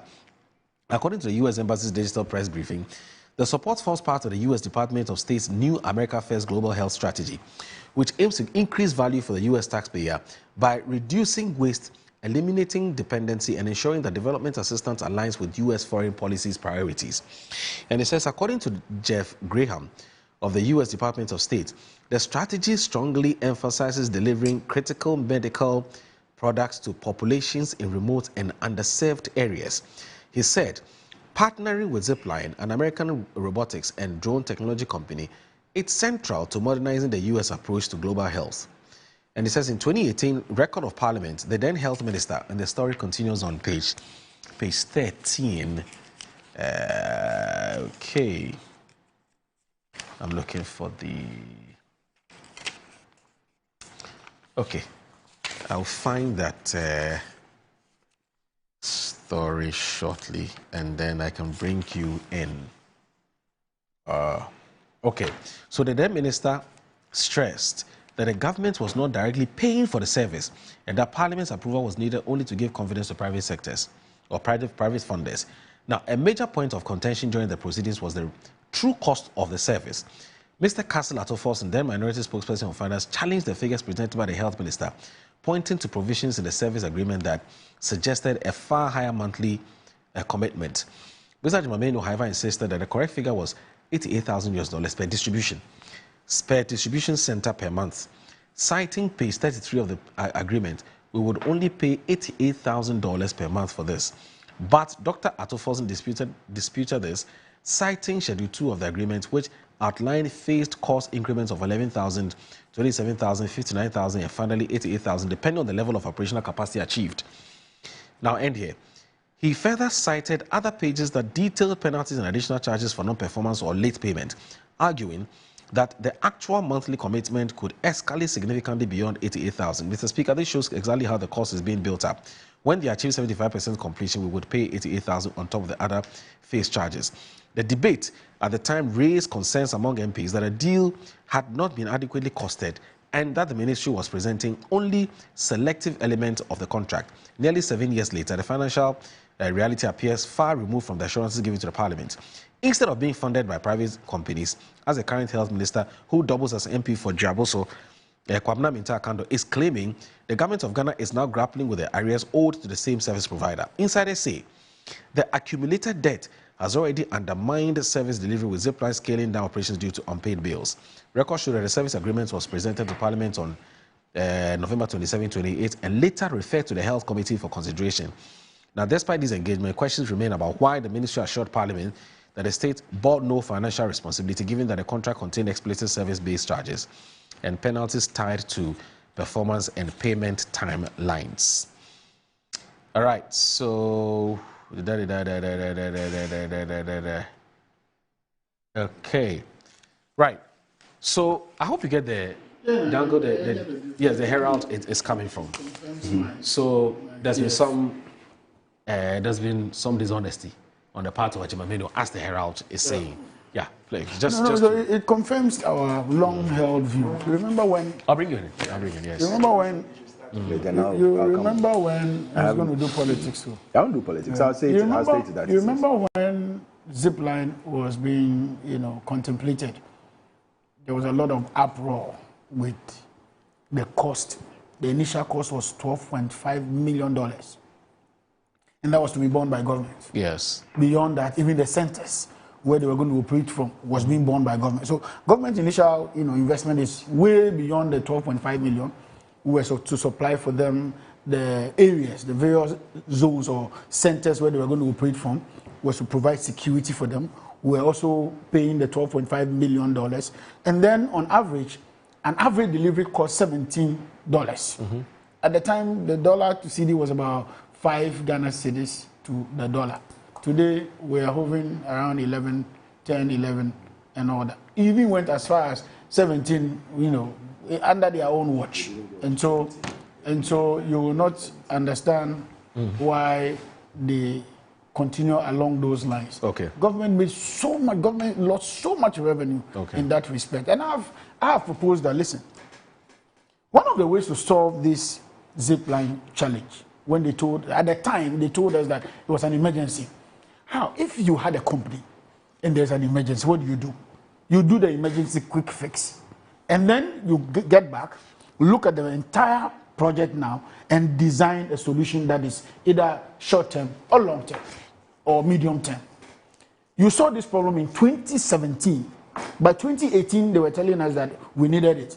They forced their way because they had the numbers at the time, bulldozed their way and got Zipline to go through. 2018, 2019, 2020, 2021, 22, 23, 24. 7 years in government, they did nothing about it. Why am I saying so? If delivering essential drugs to a place like Angloga was a challenge, what do? In every district, in every municipality, we have a health directorate. In the region, we have a health directorate, just like the educational system. And so in the district where the health directorate is, and there's a director of health in that district or municipality, should be empowered. How much does it cost to buy a freezer? How much does it cost to buy a genset? And on average, a 50 kVA genset costs about 180,000 Ghana cedis, plus maybe a fridge of 20,000. You're talking about 200,000 Ghana cedis. And you can have a genset on standby, and you can also have essential drugs on standby. In fact, even if you wanted to build a commercial refrigerators, we have a lot of companies like Fox Cooling and Co. in this country, providing cooling services all over the place and delivering, all our refrigeration needs and all that. I'm not advertising for them. I'm just citing one as an example. A lot of them are in the system, and they can do that for you. So you have a place where you store some of those essential drugs. And you hear stories like they were carrying mosquito nets, they were carrying, even in some cases, we're told they were carrying condoms, they were carrying blood, and they were carrying drugs and all that, and snake bites, venom, whatever, and all that. We agree. It may be essential, it may be the reason for which the drone service was put together. But you find out that we are spending more. If you do the computations, for what we have spent so far, just for the yearly, payment, we can build 18 brand new Agenda 1 hospitals. If you're not building Agenda 1 at that level, at that magnitude, you can be building over 50 brand new hospitals, or even centers. Forget about even building new hospitals. You can actually design refrigeration centers or warehouses in every district. How many districts do we have in this country? 261 or so. You cannot build a standard 2-bedroom warehouse that can house essential drugs. For which reason, if somebody has an emergency, it's just moving from the district to the hospital. But Wanda, in 2018, as the Herald newspaper was reporting, the government of the time, unless somebody was hiding the truth from us, and as the Hansard will show, as published by the Herald, the government at the time was told that the zipline services was not going to be borne by the government of the time. Exactly. It was going to be borne by the private sector. Private sector funders. So MTN has been mentioned, GMPC has been mentioned. Yes. And I believe there's one other. Yes. So at the time, if indeed what Ajmabenu said is correct, and it is true, the government at the time wouldn't be bothered with a possible case of debt accumulation. I need to ask some few questions. Yes. Just 3 questions. So Number one, the matter about how much we owe now and the opportunity it's a cost, criminal offense. and the opportunity cost. Yes. What even arise in the first place? Okay. Who communicated how the deal was going to be like? Ajmamenu, the then health minister. Number 2, who signed the contract? He did. 3, who ensured that payments were made? Of course, he would have to do that. So you see where we are. It's the same person who is flip-flopping. And I'm not disappointed. I'm not shocked. We haven't heard from him yet since this matter came up. I'm not shocked. I'm not shocked about these revelations. You know why? Even the cathedral is the same thing. It's the same thing. PDS is the same. All the other scandals that rocked the NPP government, they were all founded on deceit, lies that they told the people of Ghana, including even e-levy. How that e-levy was going to solve all our challenges and therefore we don't need any further tax. Refresh my memory. Yes. From 2018 to 2024. Yes. Do you recall any, at the same Minta Akando was then the ranking member on health? Yes. Okay. Do you recall Minta Akando ever raising his voice or ever raising any issues with the fact that what Ajmamenu had told the committee and for that matter parliament, okay, is at variance with the operational financial model that was currently being operated? I don't want to get the point of it. So he says private sector will take care of it. Did Aminta Akando or any of the minority members ever come across any information that suggests that, look, you know what, contrary to what we were being told, that private sector was going to be paying, private sector is not paying, you know, and we, the NDC, it was possible that in 2024 we win power. And when we come, this will also add to our debt stock. So let's raise this matter today because of tomorrow. I don't recall that anybody within the health committee at the time ever said that from 2018 to 2024, hey, Mumien show, the monies are not being paid. And that finance minister at the time was Ken Ofori-Atta. Why isn't the money being paid? Ajmamenu, why isn't the money being paid? Dr. Koboy, why isn't the money being paid? Do you understand what I'm saying? Yeah, no, I don't recall. Okay. But that would have been a legitimate ask. Because the chickens have come home to roost. Look at how much money we are supposed to pay Zipline. No, okay, so let's juxtapose the same argument with Cathedral. At what point did we know that Cathedral, they had paid so much money? Right. To what point? You see, as in government, as an executive, you tell us what is happening. We don't write your books for you. But I also you don't disclose. But I also know. Sorry. Yeah, but I also know that the minority would always have a way of finding information if they want to. Yeah, but they always find if they want to, unless they don't want to. No, let's be fair. The law does not support that. RTI? There's RTI. Hold on. The law does not support. You said the minority will find a way of if they want to. In fact, now there's even a mechanism. Yeah. There's RTI commission. When did we implement RTI started in what for when? I remember those time. No, it started from 20. No, that time it wasn't approved in Parliament. Yes, I know. So if it was not approved, I'm talking about when it was approved. Time, yes. They implemented it. It was around 2020. Yeah, 2020. Yes. Exactly. It was around 2020. You could have applied for that information. You know what our position is very simple. We took what they told us. I mean, there should be some integrity attached to the people who claim that they are in charge of our public we are going to do integrity. You have told us that this deal was not going to be borne by government. In fact, it's one of the reasons why at the time the minority had to hold on. Because you know that Zipline itself, its introduction was fought with a lot of opposition at the time. I mean, records will show that the opposition raised a lot of questions about the deal. And that we even did calculations on how much a drone will cost on standard, price. We even did calculations on how much we were inputting in the deal. And we even did computations on why why the health ministry at the time couldn't give us figures on what these emergencies they claim to be are. Now, don't forget, when Zipline was signing this contract, at the time they were only designating 3 centers. One in Volta, one in Ashanti, and the other one in Eastern Region. Today, they claim to have it all over the place. And that could only be influenced by the executive at the time. We don't have a hand in that. So if we're in government, we're investigating how much monies have gone the way of Zipline, how the deal that we were told is what it is not, it's legitimate. We were not in government. We couldn't have known. Those information are only available to us based on what you give us. Somebody talks about RTI. Even the RTI, it is what they give you that you must accept, true or false. So we don't write the books. We are not the ones in charge of, their details and all that. We could only find that out when they leave office. In fact, it's one of the reasons Ghanaians punished them and took them out of office. Some of the standards we're finding out today, could we have known all this when we were in opposition? Certainly no. Because somebody was hiding figures. Somebody was sitting on figures. Somebody was not willing to tell us what it was. Yes, wonder. Even in other... If the minority had raised this matter publicly... When you say raise, what does it mean? There's issues you're raising. They came to Parliament to tell Parliament that they want to introduce a Zipline project. Yes. Is that not it? What's Parliament's role? Scrutinize the deal.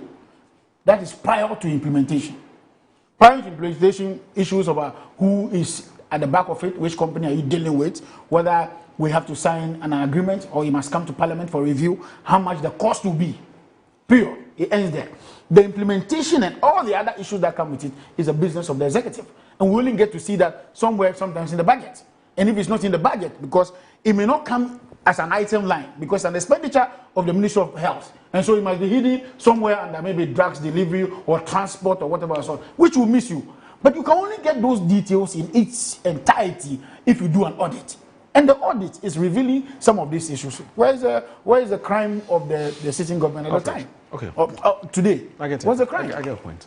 Thank you very much. I think he's raised integrity issues, which I did a quick fact check when he was talking about the health workers waiver. Now, in 2013, President Mahama issued a fiat that the health workers, their port duties and everything that they were getting should be cancelled. And so when you go to Ghana Web, it tells you that the duty waiver for health workers on imported vehicles with an engine capacity limit was initially introduced during the President John Ajekun Kufuor era. The Mahama-led government cancelled this policy with the change taking effect on January 1st, 2014 due to failing government revenues. The issue of the vehicle import waiver has been a recurring point of discussion and political debate in Ghana, with subsequent administration and political figures making promises or negotiating with health workers associations like the GMA regarding the reinstatement or new tax exemption packages. So when you sit here and you tell me that President Mahama did not cancel health workers, that is doctors and nurses, they are... Are you now withdrawing what you said? Oh, the video is out there. They are can you review now it. withdrawing what you No, said? they can review it. Understand? They are getting those benefits, and Mahama never cancelled. They can review I should it. produce it They to can you. review it I have online. produced it to you, and now you are telling me something different. Please, You can review don't it go that way. online. You are in government. Please, Did integrity you is say at stake. no? But did you say you are in government? No, Don't go that way. I don't want to please. even heckle you because Now, what you're saying is neither here nor you there. see, when people are suffering, and you try and ridicule them with all these things but you are getting benefits like duty off your cars from the port and things, something which you painfully cancelled. It's like when you were cancelling the nursing training allowance, and we spoke about it. You said you don't care. It's about your presidency, and you don't care even if you lose your presidency. You are not going to restore it today or restore it tomorrow. Now we've come back to the same thing. You've come back to government, and nurses go and work, and they are not getting their month payments. Over 9, how many months that they went to work, and they are even crying now, and you get the minister smiling over it. I don't think it's fair to these workers. It's not right. Coming to Zipline, you've opposed Zipline ever since it was being introduced. You said that it was going to, in fact, your women's organizer at that time, Manabisu, said it was going to take pictures of ladies bathing in their bathrooms. That was what the Zipline was going to do. You used it for every political line you could associate with. Today, you've come to office and you are cancelling it. Listen, people came, if you remember very well, people came from the US to study how our Zipline was going because they said it was one of a kind. It was one of a kind. And to the extent that the Vice President of the United States came here and sought permission to get the leader to go there and train people to work with their zipline and this thing, because they felt it was a good service that was being given. It's not definitely everywhere that you can get your hospitals built. The road that will take those medicals, it's a problem. Storage is a problem. You remember Tema Medical Center, how it got bent, and the stories behind it. All these are issues that came up. When we started this drone, it was challenging, but it was good. And I remember the words of then Vice President of Ghana, Dr. Mahmoud Bawumia. He stated clearly that it was because of blood that was not delivered to the hospital in time for his father to lose his life. And he was not going to sit down to watch others go through that. That was telling on people. It tells you that he was thinking about others. He has lost his father. Others should not lose their people because of, little medical or critical medical that could be sent to them within seconds. The drone is performing very well. In fact, your current Minister of Communication went to Zipline and said that, wow, this is good. He didn't know that the drones were working this way. He praised it. Only for you to do a U-turn and tell us that the amount being used for the drones can be used to build, Agenda 111. Let me ask him that the $1.2 billion they've allocated in the 2026 budget, $1.2 billion to buy the presidential jet and other luxurious jets that are going to accompany 2 presidential jets. Can't it be used to pay the nurses that today they are walking in the streets and demonstrating that the allowances should be paid to them? Can't it be used? Can't it be used to build, accommodation for doctors and nurses in the rural areas? Can't it be used to pay teachers that have not been paid their allowances or their salaries because they've started work and they'll give them up to 1 year and they tell you that, oh, we can only give you 3 months of your salaries? These are things you should be asking yourself. If you know that some of these essentials are not important, so they should use it for other things, like building of Agenda 111, then the same 1.2 billion that is going to be wasted on a 2 presidential jets should be used to do certain essential things that will help the health sector. You talked about, the National Cathedral, and you kept on going about National Cathedral. Didn't they do a forensic audit on the National Cathedral? Haven't they come out with facts that there's nothing wrong or there's nothing at all that has gone on within the National Cathedral? Today you come and sit here and you condemn your own government that has done forensic. Oh, please, Madam.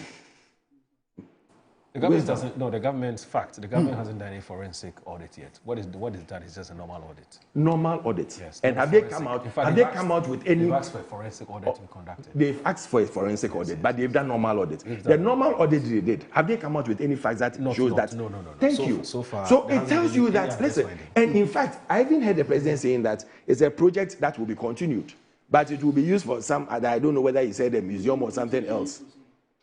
It will be used for something else or something. But at the end of the day, he's saying that this is a project that is good. Let us stop this political trying to make sure that we paint people black because they've done or they started a project that will help this nation move forward. We should always look at the positivity of things and stop this negativity that is going on.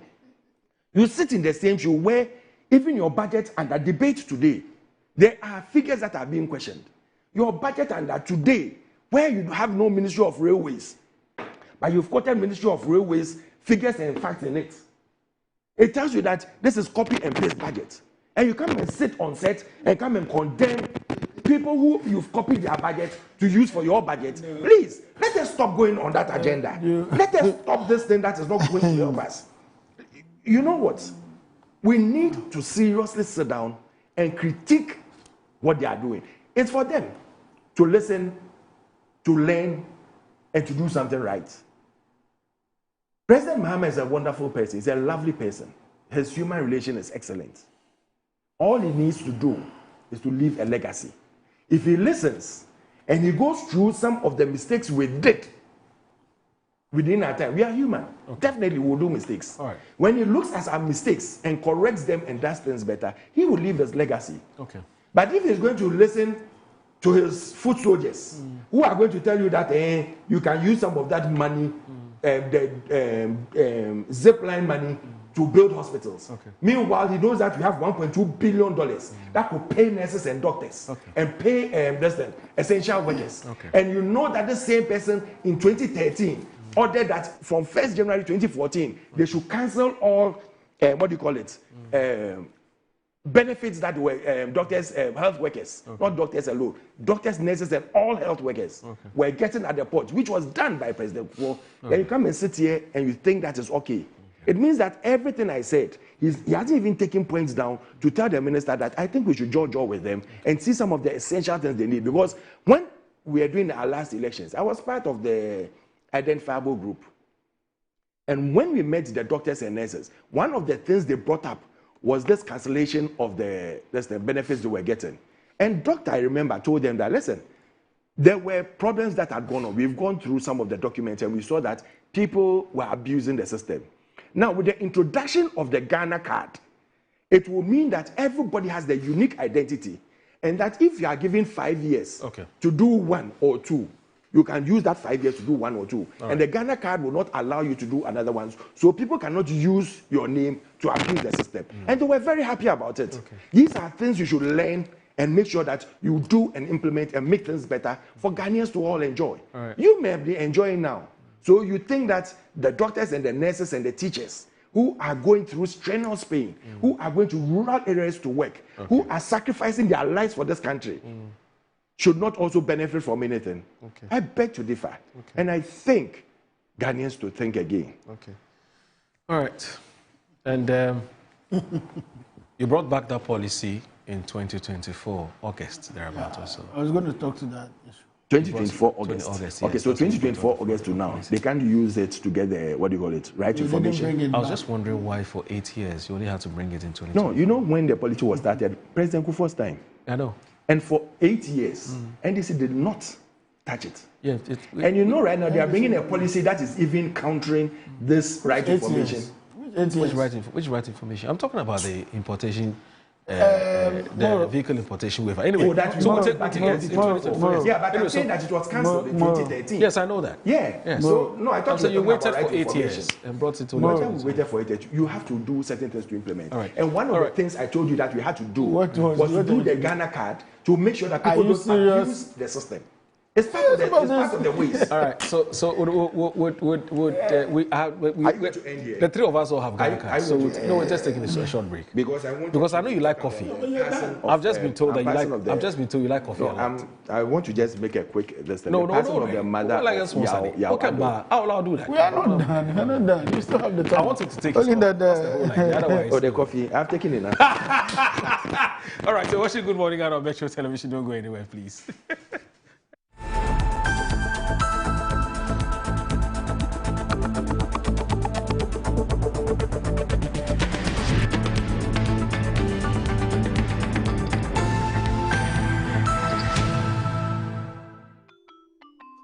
Start your kids' day the right way, filled with confidence to take on any challenge. Pepsodent Kids contains the right amount of fluoride and sugar acid protection to care for their developing gums and teeth.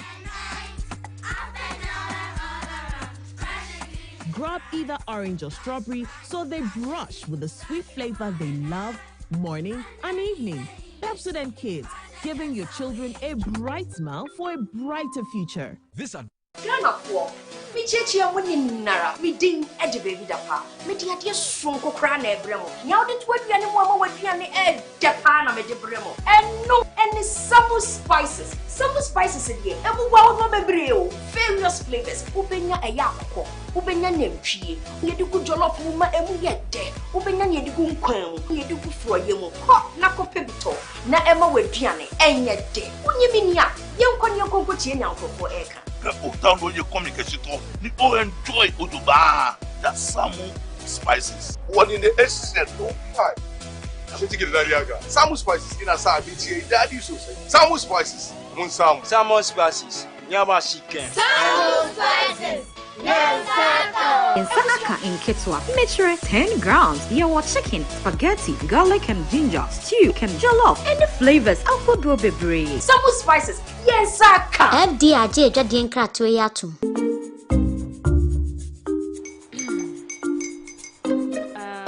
Kwame and his uncle are almost here. Wait a minute. This one too, your friend Kwame. Wait, Kwame. As in the same Kwame again? Yes, Mommy. I'm the second coming. Into all this tension, just to reintroduce that broke boy from Kaswa. Why would you deceive the family like this again? Now I understand the whole delay. Trot from Kaswa. Why wouldn't he be late? Or be later? Of course.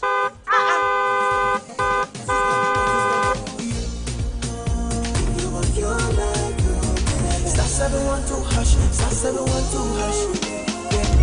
You go feel the luckiest. Coffee from Georgia be luckiest. From not the cause she be luckiest. Yeah, you go feel be lucky, luckiest. No matter why you're lucky. Everybody go be that luckiest. God, Kwame! Send your God up boom. If you pray with that, so would the coming of the Son of Man be. Is that his car? Ha! Even now, your shadow the way designer. I use my own mouth to reject him. Oh, this is my mouth. Look at that. Kwame, my son. Now, tell me the truth. How did this all happen? Oh, Mommy, simple direction. Mr. Goodluck no check me way. Yeah, man. Easy car. Or dial star 712 hash. The devil is a liar. He picked his ticket and entered his lucky 5-digit number. How much birthday? Oh, how romantic. And he followed the prompt, yes. And then boom, confirmation test. I'm quick. Pick 5 numbers for me, okay? I'm feeling like 7. Dial star 712 hash. Choose your ticket. Enter your lucky number. Follow the prompt and let destiny handle the You see how they love you now? Yo, do you have family payment? Before December, may release a motivational album. Patapa, my super. This promotion is regulated by the NLA on the Caritas platform. In my line of work, a confident smile is everything. Kel Chaco toothpaste keeps me on top of my game and ensures my smile is always radiant and bright. With the tiring nature of my job, we spend several hours under the scorching sun. To keep our teeth white and our breath fresh all the time, we use none other than Kel Chaco toothpaste. Kel Chaco toothpaste. You're on a Kessie and in a kit one. Samayo Kendini, a who be here, Semetra Sapapadia to a mammy man for Kel Chaco's natural ingredients, and a bomb is so buying, a man is swing, and a sans of Mama Hoto so a will beg you. Kel Chaco toothpaste. Choose Kel Charcoal toothpaste for anti-cavity, whiter teeth, and fresher breath all day. Available in 80 gram and 150 gram. Grab yours today. Kel, happy smile. This advert is FDA approved. Tagged along the pristine shores of Gomoafete, Black Star Royal Resort rises as a symbol of rebirth, connection and possibility. Ghana's premier 5-star oceanfront destination. Imagine owning a place in Ghana's coastline that never loses value. A place that pays you every single day, even while you sleep. A place your children and grandchildren will thank you for creating a legacy for them. At Black Star Royal Resort, we make that dream real, offering secure ownership, guaranteed passive income, and a legacy that truly outlives you. Our luxury villas and suites are turnkey, fully furnished, and professionally managed. Join me at the Mikasa Home and Property Fair 2025 on the 5th and 6th of December 2025 at the Icon Event Center, East Legon, from 9 a.m. to 7 p.m. Don't miss this exclusive event-only discount. Take a step, claim your unit, and build a legacy for your family.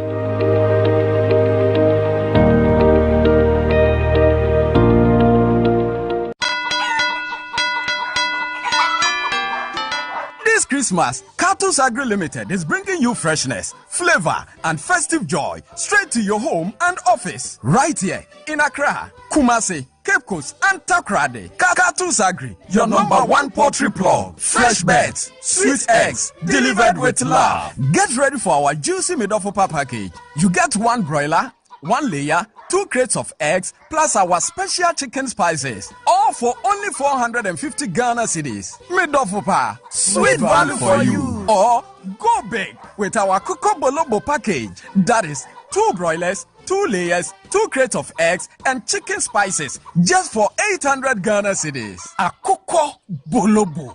More chicken, more joy. And for families and corporate bodies ready to feast, try our Odon Soda package. 3 broilers, 3 layers, 3 crates of eggs, plus spices for only 1,200 Ghana cedis. Order now, enjoy more. And the best part is, corporate orders come with free delivery. Terms and conditions apply. Call us now. 0558 376127 or 0241 674268 or 020-331-5557. This Christmas, choose Cartus Agri Limited. Cartus Agri Limited. Freshness you can trust.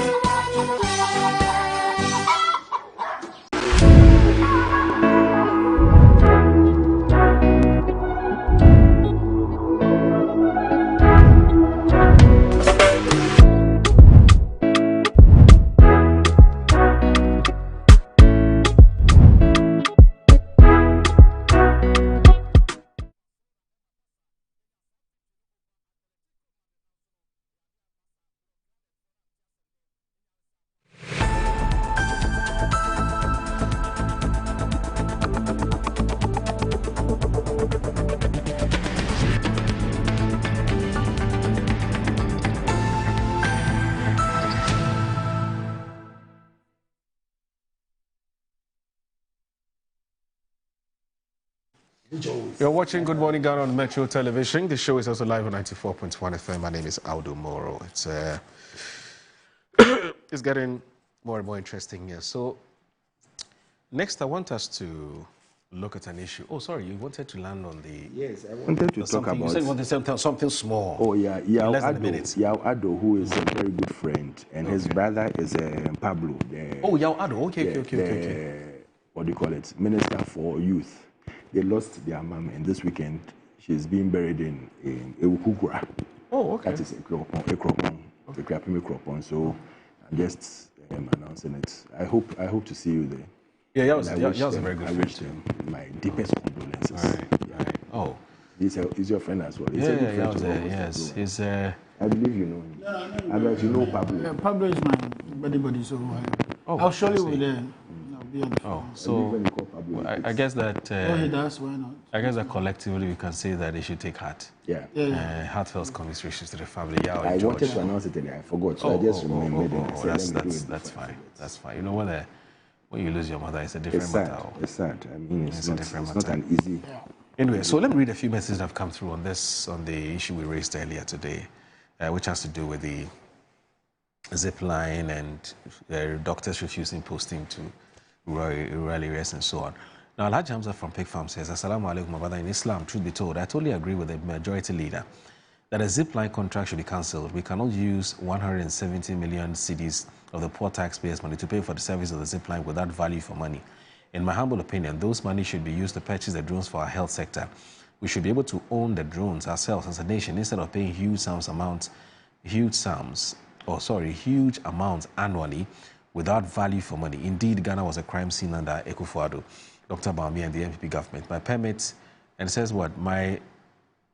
permit me to use your platform this morning to say a very big thank you to the IGP Special Operations Team.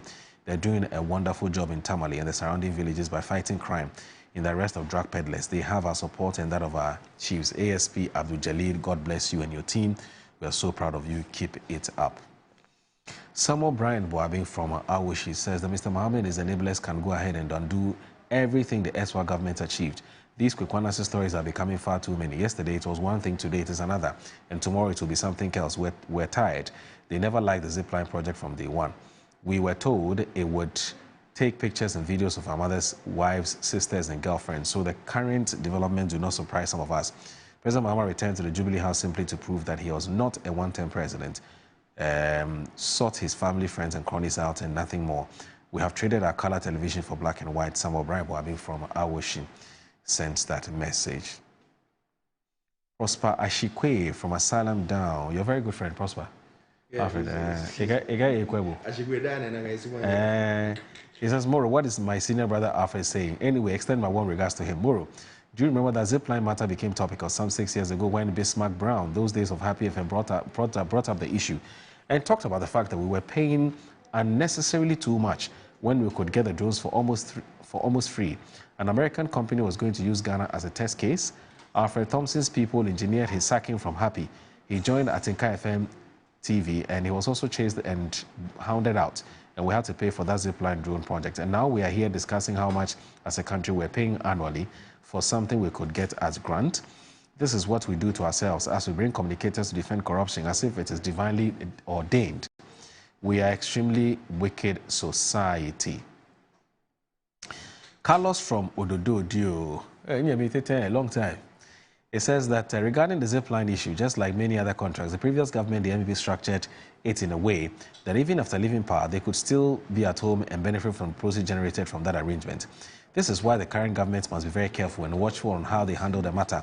The way some people are defending this questionable arrangement suggests that they may still have personal benefits tied to it, even though they are no longer in office.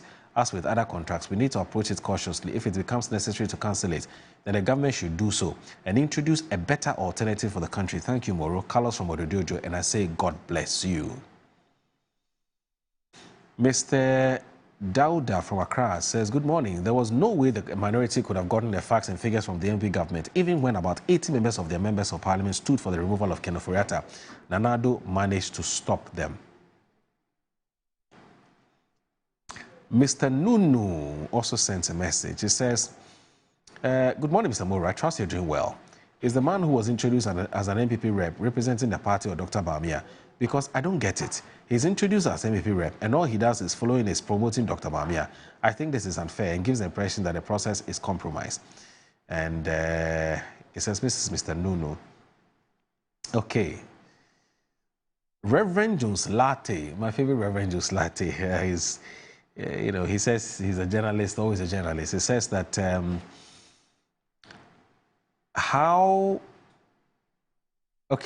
threatening doctors is not the best approach. If the doctors have no decent places to live, if a doctor has not got the tools to do their job, if the doctors can only prescribe medication which the patients cannot get, what's the point of them being deployed to the area without capacity? That's a very interesting question. Now, Edmond, who is watching us from Accra, also says that please ask Alfred, how many Agenda 111 was built before they left power? Ministry of Health did a lot of work behind before posting the doctors. Accommodation in the car was made available for them, and even before they arrived, I am told. Now, Mr. Kalguri from Accra says, my grandfather... Oh, okay, sorry, this is a personal message. Sorry about that. I was at a Laura hospital. The place does not have equipment. There is no ambulance. The engine has been broken for a long time. The accommodation given to them is okay. I think that all these factors make them not happy to go there. This is their optometrist office, the only machine that they have, and that one, it does not work. Why would a doctor be happy to go there?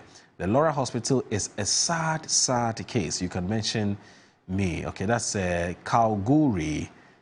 He says he left Laura 2 weeks ago. Okay, so I had to go and see the Laura chief 2 weeks ago about this same issue.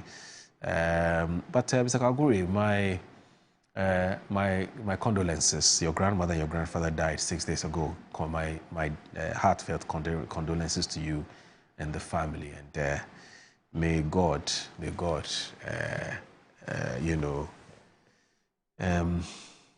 what should even be my prayer for him? I pray that they find a peace wherever peace wherever they are, and also you find solace in whatever's happened to the family. And let me just end with this. Oh, Siemens, right? So Siemens's paper also came out today. You know, usually on Wednesday, Simon's Accra Times is one of the papers that we review. Unfortunately, with it, I think that the hard copy did not. But today on his front page, it says prudent management of Ghana's economy. Ayariga exposes NPP's economic record. And there's Nana Kunedu Ajima Rawlings, a fundamental pillar of PNDC and NDC, according to Fifi Kwete. Team of Hope touches 231 lives with free surgical exercise. And also of religious harmony and tolerance, MPA boss praises Muslims and Christians. And as Parliament undertakes cleanup exercise. That's and then also 2026 budget is health-centered, Minta Akando. So that's on the front page of today's Accra Times. So Simons, who's the editor-in-chief of the Accra Times, was so sorry about that. Usually we will review your papers, but I think today we didn't get a hard copy. That's what happened. We didn't get it on time. Mancha Bruce, who is sending us a message from Takrady, says, Wanda and the NDC know the cost of everything and the value of nothing. Most of the things put out by Wanda this morning about Zipline are spurious and completely remote. I plead with you to invite Zipline to give you the real fact. I remember what they said about the presidential jet. Today they're singing a new song, Amazing Convictions. Mancha Bruce II in Takrady.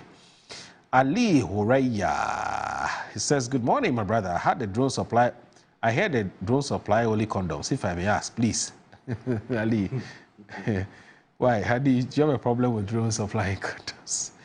Anyway, but on a more serious note, I was surprised when I heard that because condoms can never be an emergency product. I mean, essential, especially relative to the kinds of things that we expect the Zipline to do. So let's try and we have just 20 minutes. And I want us to use the 20 minutes to look at this other matter, which has been making the rounds. In fact, it's generated widespread conversations everywhere. And it has to do with exams outcomes. And we are worried that two very important subjects have not done well. In fact, it's recorded what we call a deep dip. It's a very massive dip. So we ought to now ask questions. How did we get here? What happened? How do we fix it going forward?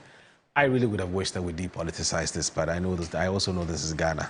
For us, everything is politics. And so I won't be surprised if the politics shows or rears its ugly head as far as this conversation is concerned. But here we go. Now, we're told Chief Examiner lists causes of failure in WASSCE core subjects. Ebano Boni is with the Daily Graphic, the Chief Examiner. Yeah, the Chief Examiner with WAEC. Yes, Chief Examiner, yes. Very key, very important. Now, the Chief Examiner's report has outlined various reasons why candidates performed poorly in 3 of the 4 core subjects in this year's West African Senior School Certificate Examinations for school candidates. Now, the reasons are contained in a summary of the weaknesses of candidates in the 2025 WASSCE. That's Ghana-only version. Okay. Now, in mathematics, Ghana-only version. No, you see, those days used to be the whole of West Africa writing at the same time. When Ghana decides when it wants Ghana-only version. Ghana-only version. Yeah. Ghana-only version. Yes, meaning the questions are set for only Ghana. Yeah, when you get your turn, you can explain that. Because I'm sure that not everybody who understands what is Ghana-only version matter. So let's look at mathematics. And I'm going to spend time on just mathematics and social studies, because it appears that's the elephant in the room, the 2 elephants in the room. Okay. Now, in mathematics, the report listed 7 reasons, including candidates showing weaknesses in representing mathematical information diagrams, solving global maths-related problems, constructing cumulative frequency tables, and making deductions from real-life problems. They also showed weaknesses in solving simple interest applications, translating word problems into mathematical expressions, and interpreting results from cumulative frequency data. The Chief Examiner for Mathematics, CORE, reported that there was a decline in performance compared to that of the previous year. Now, it says, regarding candidate strength, the report said they were evident in the application of the midpoint concept to solving problems on mensuration, not menstruation, mensuration. No, not at all. Solving simple problems on average speed and finding the distance of a line when given 2 points. Okay, so that's with maths. Let's look at social studies. Now, on social studies, the integrated study of the social sciences and humanities to promote civic competence. The chief examiner indicated that candidates could not point out how expensive funerals adversely affected the development of the Ghanaian society. Okay? Now, they could also not answer the question on policies implemented by the government to better the lives of the people, and they could not sufficiently discuss the forms of cooperation Ghana has with the United Nations Organization. On their strengths, the chief examiner said most of the candidates demonstrated excellent understanding of Abraham Maslow's hierarchy of needs theory and how it could be applied to the lives of students. Again, they were to point out the influence of Western formal education on the social outlook of the Ghanaian and were able to explain how rapid population growth adversely affects the physical environment. Most of the candidates were able to discuss measures an individual could adopt to better his or her socio-economic life in Ghana. All right. Now, with regards to integrated science, the chief examiner indicated the candidate's performance was poor in some areas. There were definitions of relative atomic mass, graph work, and calculations of slope, wrong spelling of key scientific terminologies, drawing of bar magnets and lines of force, description of post-harvest practices such as winnowing, dehusking, and shelling, reagents for testing foods in the laboratory, and drawing of genetic diagrams. However, the candidates were able to show strength in energy transformation, the Moore concept or definition of standard solution, advantages of parallel writing in homes, challenges of pig production in Ghana, and significance of the status of water treatment for public consumption. That's with integrated science. Now, and of course, the paper goes ahead to give us the data again, which we've talked about time and time and again. Meanwhile, the Mathematical Association of Ghana has said the poor performance in mathematics is due to the students' lack of comprehension of the English language. Okay, it said that once students did not have the skill to read and comprehend, they could not do core maths.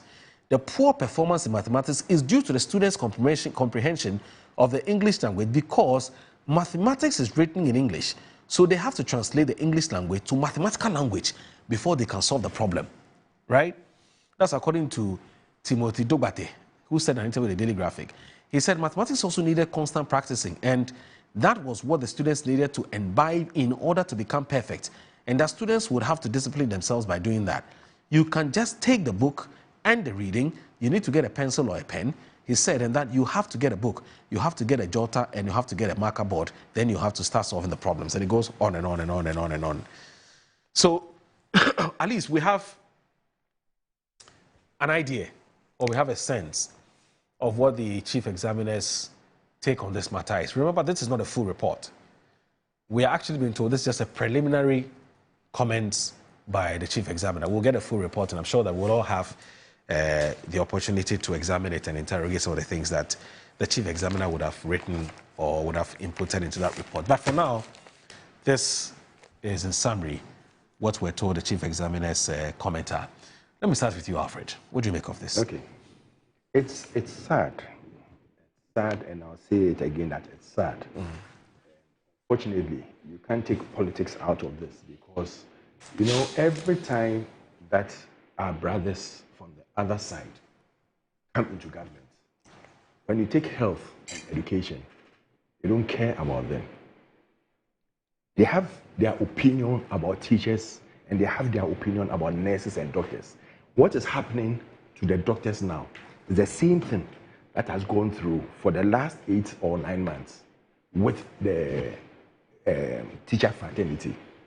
When people are not happy, when you are sitting here and I believe that Metro TV is not paying you well, will you be happy to deliver? Right. When there are certain benefits that you should get and you are not getting, will you be happy to deliver? Some people here would say, let me go the extra mile. 1 or 2 people will do it. But on the whole, you realize that at the end of the day, people are not happy. And when we say it, they don't get it because they feel that everything, they should do politics with it. Look at the previous results. And I'm glad you said that the chief examiner was the one who has brought all these out. Look at what the Math Society of Ghana, the guy said. It says lack of comprehension of the English language is not making the students to transform or transfer the English language into a mathematical language, because you have to appreciate it before you can change it into the math language and solve the problem.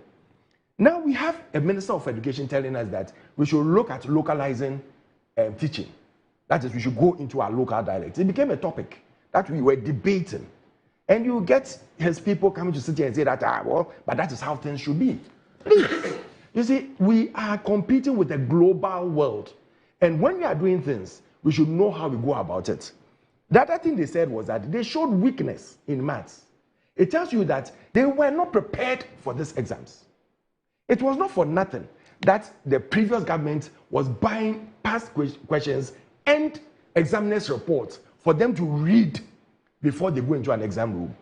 It was not for nothing, because you need to know what the examiner demands from you. So when they give you the past questions and they take you through the past questions and you meet a similar thing, you know exactly what the examiner is demanding from you to deliver.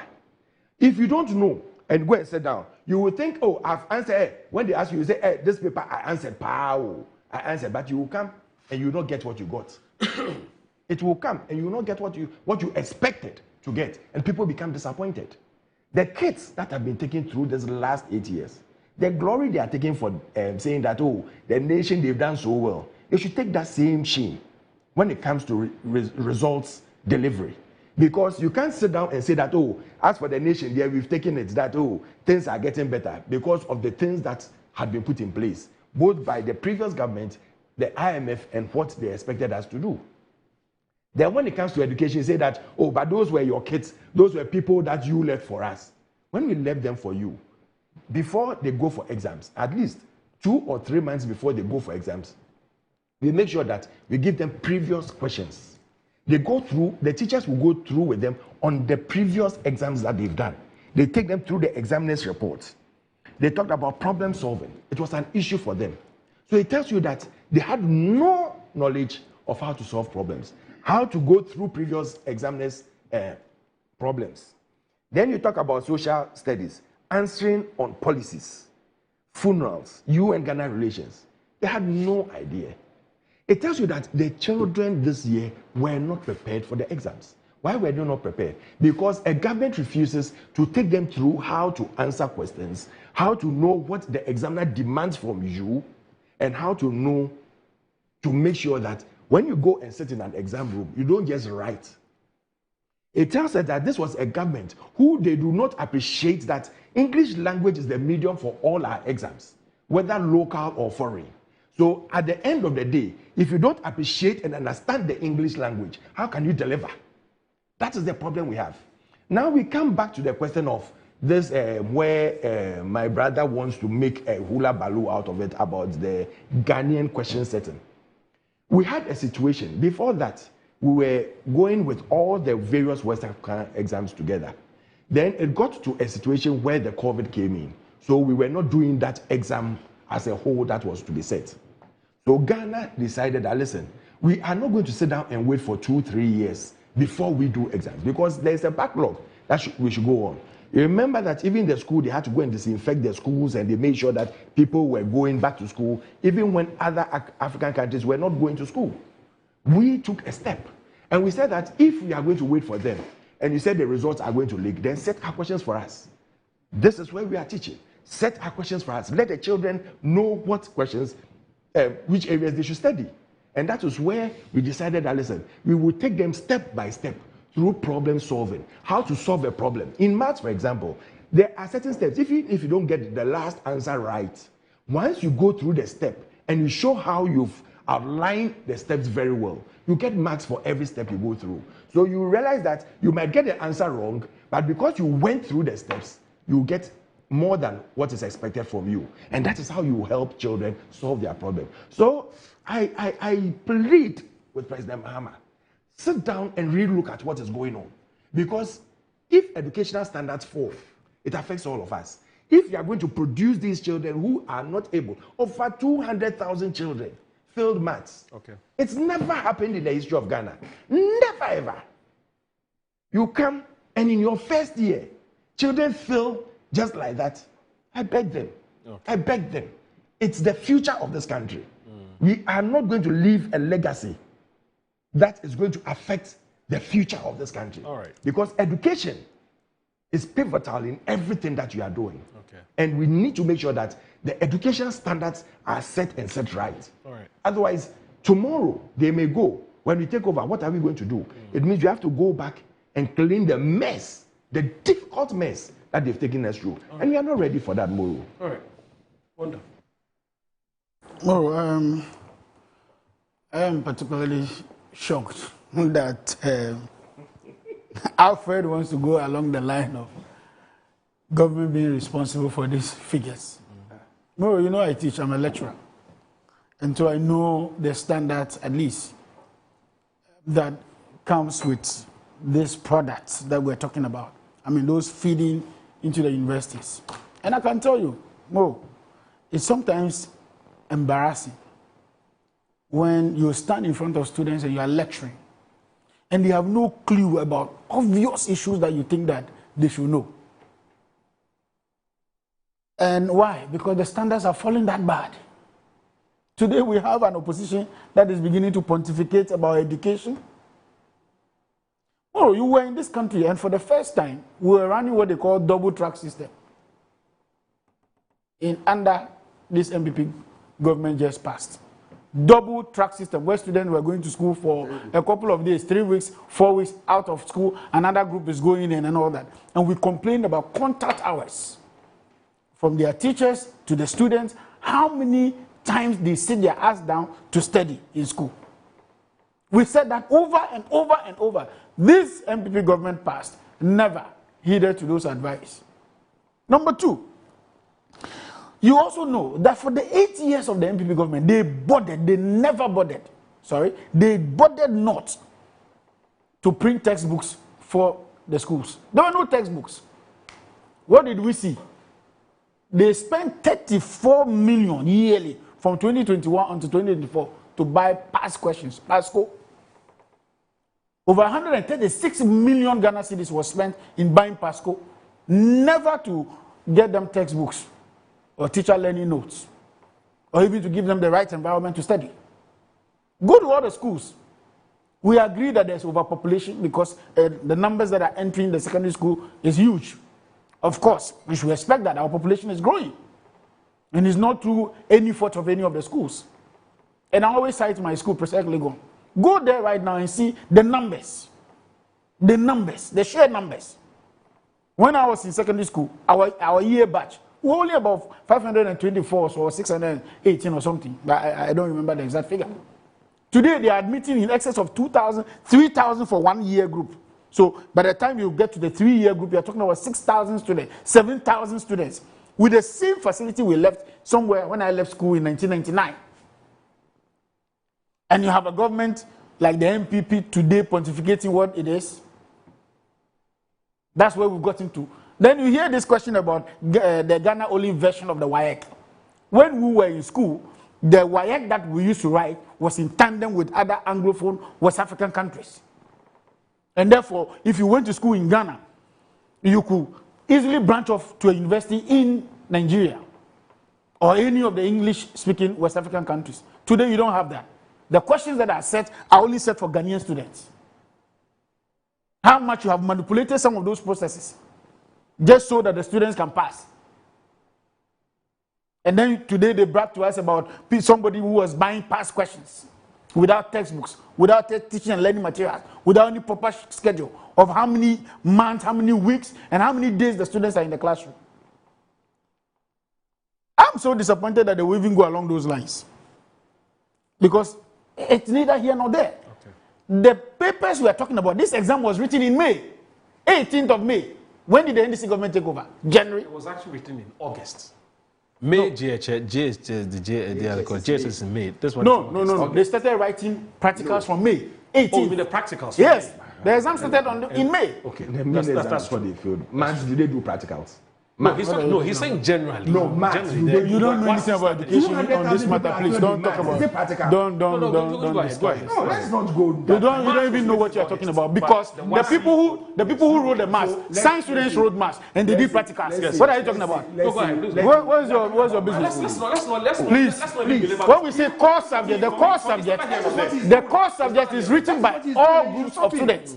The core subject he's talking about is written by all groups of students. And I'm saying that they started their exams in May. That's fine. Go ahead. I can even produce for you the timetable. You don't even have an idea of what you're talking about. Then we went further to the extent that the exams was written from May. So from May, the students were in an exam mood. There was no teaching and learning around that time because exams have started for many of them. Then you come and sit on TV and say that the NDC government is the reason why they have failed and the 200,000, it has never happened before and all that. Why? Because we did not allow cheating. In the last few months, you heard about how WAEC was complaining about the levels of cheating in the exam rooms in some regions in this country. Lecturers, teachers were arrested, students were arrested, including collaborations with headmasters. Because we didn't allow that to happen, that's why we have failed. Now, did we not even have a system where people who failed in the exams are able to write again? Even in JHS at the time, we had a system where JHS students who could not pass well were able to write again and enter. You came to government in 8 years. You never implemented that. So students didn't even have an opportunity to write. There have even been complaints that people did not go through the JHS system and they were entering SHS. In fact, your own government, in trying to put together a so-called curriculum review, was saying that henceforth, we won't write exams at the JHS level. You just go through onto SHS and write your exams. Have you forgotten about some of those proposals we were making? And so it is neither here nor there. The NPP government, while in government, always shrouded, everything about this was shrouded in secrecy. Nobody could audit some of these things. How many years did COVID ended that you could not go back to the WAEC system and be in alignment with the other countries? In any case, was it only Ghana who went under COVID? Okay. If COVID was the reason why you went to the Ghana only version, why haven't you gone back? Okay. We are now taking steps to resolve some of these challenges within the educational sector. Okay. And they should observe and wait and watch and stop this pontification. So let me, because you have 8 years and you could not deliver. Let me read this. I've just a minute to go. Let me just do this quickly. You know Kwame Sapwan-Seydou, who is with the CDD. Yes. He's a CDD fellow, but he's big on health-related issues. Now, he says I should ask you. He said I should ask you, Alfred, that how many years of education those who wrote the exams completed before taking an exams? Who was in government for the majority of that time? On that basis, who is more responsible for their lack of comprehensive ability? And he says politicians can be very interesting. And he continues to say, the results are the accumulation of poor educational involvement over years and not an incidental outcome. Yes. Then he continues to say, on the matters of doctors refusing postings to rural areas, he says, it must be addressed. We can't allow doctors and health professionals to be concentrated in Accra and Kumasi. We won't attain universal health coverage, that's UHC. If we don't ensure rural posting as we won't meet the equity threshold, but they must be incentivized to take up the positions. And I'll end with this. Prince Harry says that, good morning, even though I'm not happy with the results, I can say it's a true reflection of the students' strength. I don't expect anyone to blame the government for this failure. Anyway, I want to say a big thanks to my guests for joining us this morning. Alfred Thompson, a banker and also a member of the NPP's communications team, and also Wanda Madilo, a development analyst and also a member of the NDC's communication. My name is Aldo Moro. Thanks for watching Good Morning Ghana. Have a wonderful day. Assalamu alaikum. Bye-bye.